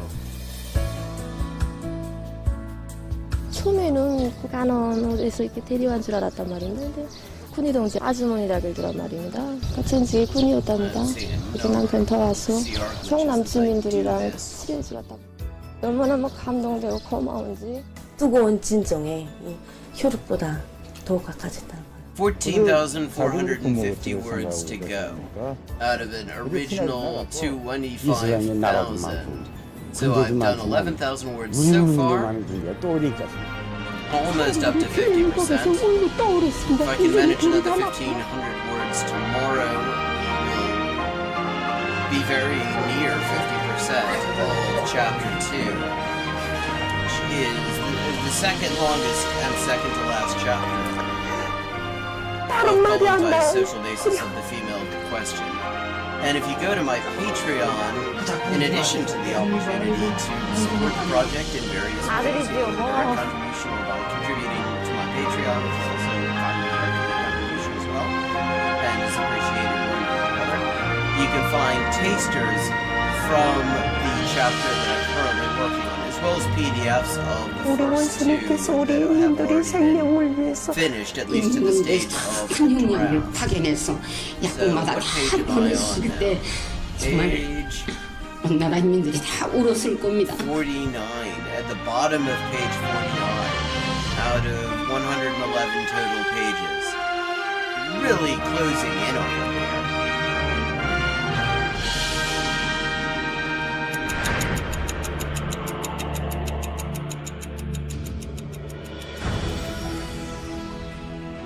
(5월 17일) 현재 전염병 전파 상황에 대한 국가 비상방역사령부의 보고서를 요약하고 현재 실시하고 있는 국가 비상방역 정책의 Since now I've actually finished this thing.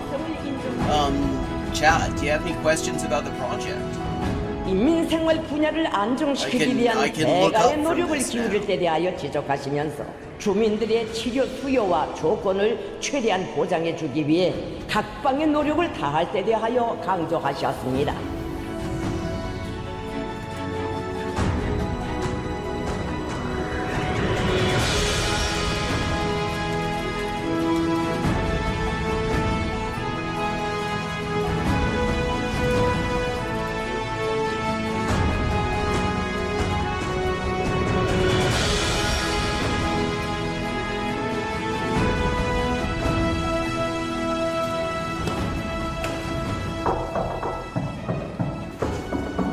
안녕하십니까. 정상자입니다. Oh, I see. I was hoping. You know, I've seen people do like streams where they're working on artwork or other shit, and that is more. It seems to me like there's more of a visual appeal to that than the work that I do, which is me sitting here typing away and then occasionally going off into search engines to figure out weird ass terms that nobody's used in like fucking like 50 years. And 지금까지 다 이걸 just 찾아가서 recently, I was using one of the things that comes up over and over and over again is the textile trades. Like the 19th and 20th, early 20th century textile trades come up a lot, and let me see.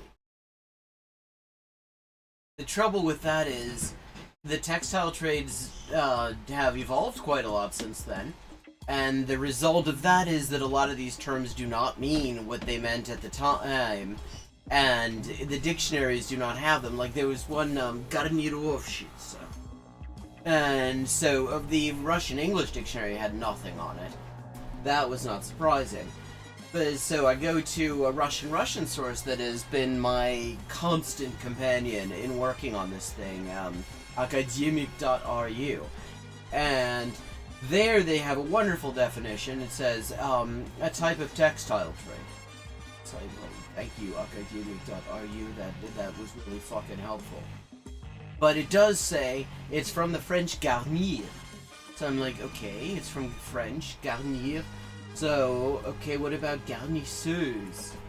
Maybe I can find a French translation for the French name of this occupation, which is something to do with like sewing decorations onto garments or something like that. So I look up garnisseuse, and the first thing I find is a machine to like put the cream or fruit jelly or jam into pastries, and it's like no, this is not c'est pas ça, it's quelque chose d'autre.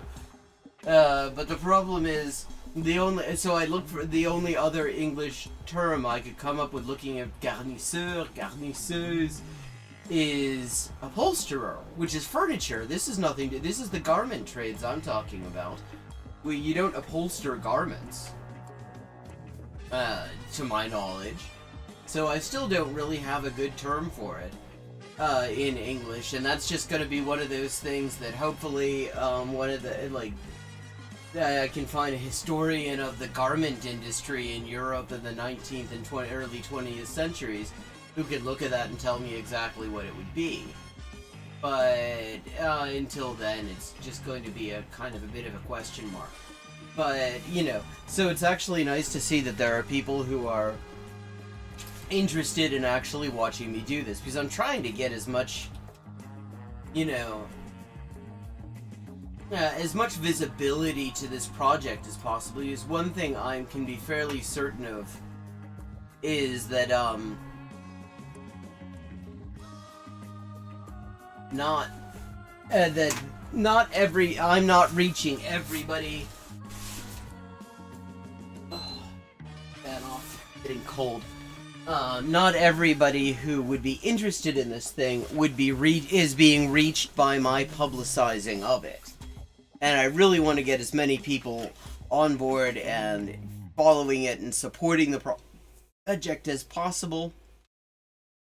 There's still a fair bit of cash to raise to make this happen. I mean, what I'm doing is I'm going based on sort of a discount of my normal rate for translation, which is, normally for Russian English I'd be taking like 14-15 cents a word. I've calculated this as 10 cents a word, which is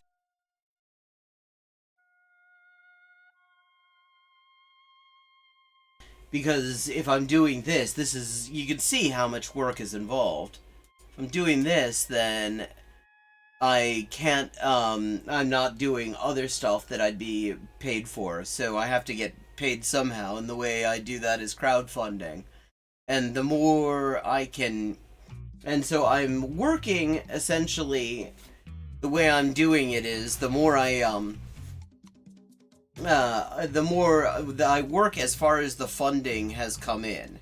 So if I have, say, right now I've got $2,220 out of the $2,570 to go on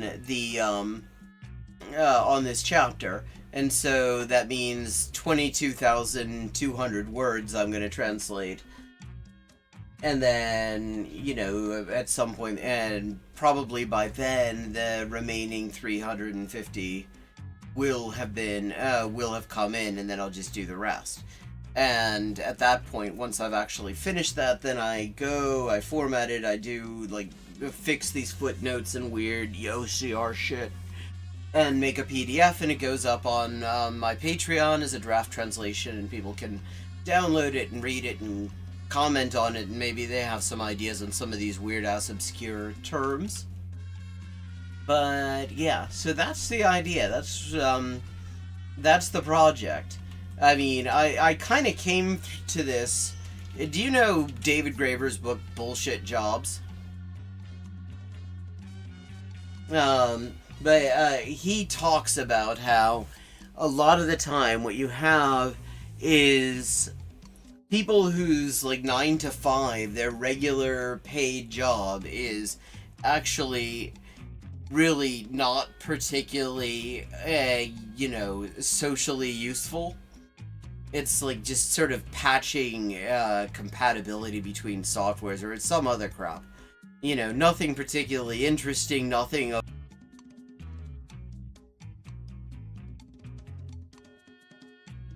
developers, which he talks about specifically. God, my camera needs to stop finding such unflattering freeze frames on me.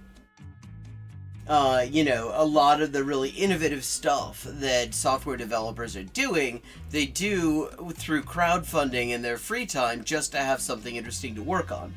And it's the same thing in translation. The stuff that we usually spend our day-to-day on is boring as hell and probably nobody will remember. You know, no, it's not going to change society. It's not, nobody's going to remember it in, like, you know, a year or even 6 months. And then there's so much interesting and socially useful stuff that it would be really actually very worthwhile for there to be a translation of. But there's no one client who will front up the money to actually pay for the, you know, the time spent working on it. Because it would be quite expensive to actually pay somebody at the normal rate to do something like this book. Or, I mean, the total amount, it's a 90,000 word book. So even at the discounted rate, that's $9,000. That's a fair whack. I mean, like, even publishers, for the most part, aren't paying, you know, they'll pay, you know, they mostly try to pay in royalties, translators. And the trouble is the publishers who sell things like this, there's not going to be much in the way of royalties coming from it. It's unlikely to be a bestseller. It's very niche interest, so it's going to be fairly limited sales. So what I'm doing is, you know, I'm making this available on the, more or less to this same, you know, as freely available as the original is, and everybody who's interested and can afford to pay it pays for it. And, you know, every dollar is 10 words. And so, and I'm just amazed at how far I've managed to get so far. This is going to be coming out in book form, in addition to being available for, you know, freely available on my Patreon. Haymarket will be putting it out in book form. They actually also contributed,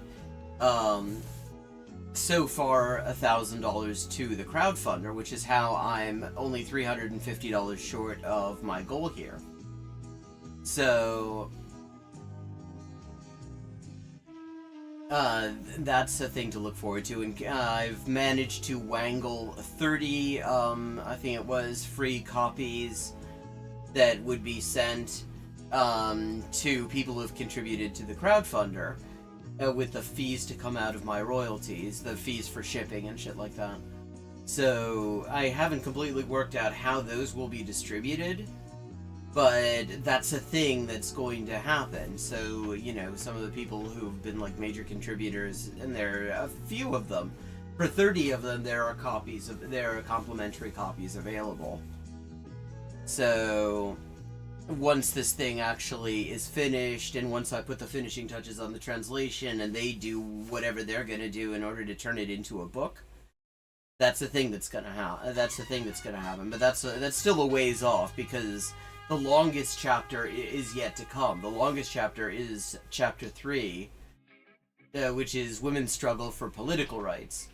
And I haven't even started on that. I'm still working on the second to last chapter, and I've still got a fair way to go on that. I've got like 14,000 words I need to do. I've done 1,500 of them today, which is, you know, good. Yeah. I mean, there's all sorts of stuff that goes into a translation. Most people have no idea what a translator actually does all day, because so much of it is research and critically evaluating terminology resources and understanding how to know that a term is well attested versus poorly attested. Being able to sort of test for whether something makes sense in context, and then trying to take your understanding of what it means and create a text in your target language that has the same vibe. You know, which is why, for example, I'm not saying sex work in the translation. That's the term I would normally use when I talk about this. But of course, Kollontai didn't have that term. The term didn't exist yet. You know, and I'm not enough of a Kollontai scholar you know, I think A Mask of the Red Death is probably much more knowledgeable about Kollontai's views than I am. If she shows up in chat, maybe she can probably have a very informed view on what Kollontai would have said of the, you know, the modern thing of sex workers organizing and stuff like that, which is, I have to say, has been really quite inspiring to see that workers in one of the most precarious and socially well, as Kollontai says, like, hypocritically condemned industries have often been on the forefront of workplace-based organizing and stuff like that. I don't know what Kollontai would have said about that necessarily, and I mean, it's all speculation anyway. But she wasn't even looking at that sort of thing at the time. That wasn't really even a topic of discussion. So I'm going, yeah, I mean, it is very much, and it is very much an artistic thing.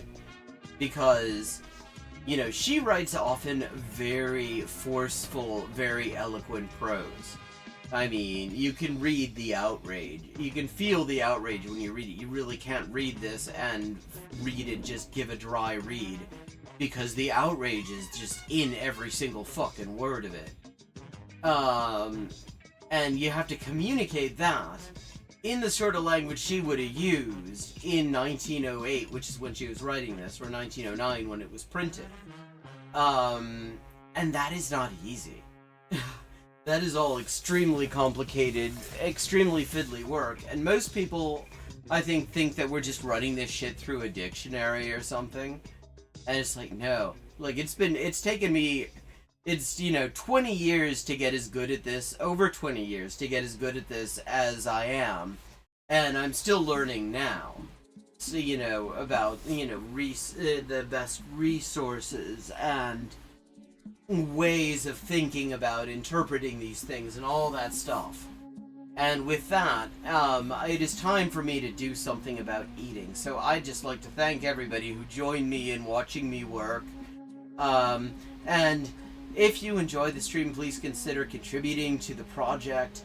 It is very much appreciated and helps me cover my expenses and stuff, and helps you get this thing that I'm making. And I may be back tomorrow for another of these streams, since it seems like people actually felt like watching, which was kind of surprising and neat. And it was nice to have you keeping me company, and I got a lot done as a result, so I may do that again. But right now I gotta go eat. So I think we're going to end this now, and I'll see you tomorrow, and if not tomorrow, then Friday night at 11:30 p.m. US Eastern Time. For another episode of The Last JabroniCon. Yeah, with the trouble with AIs, like, when it's AI art, people can tell that AIs can't get hands right. But because people know what hands are. But most people do not know. They either don't understand the target language or they don't understand the source language. So they look at it and they think, oh, this looks kind of coherent, that therefore it must be accurate, and it isn't. It is so not accurate. And so people totally overestimate what these AIs can do.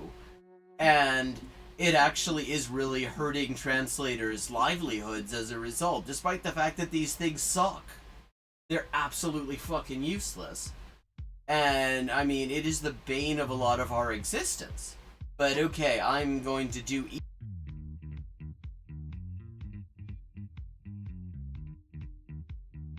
if I can get my mouse to go where I need my mouse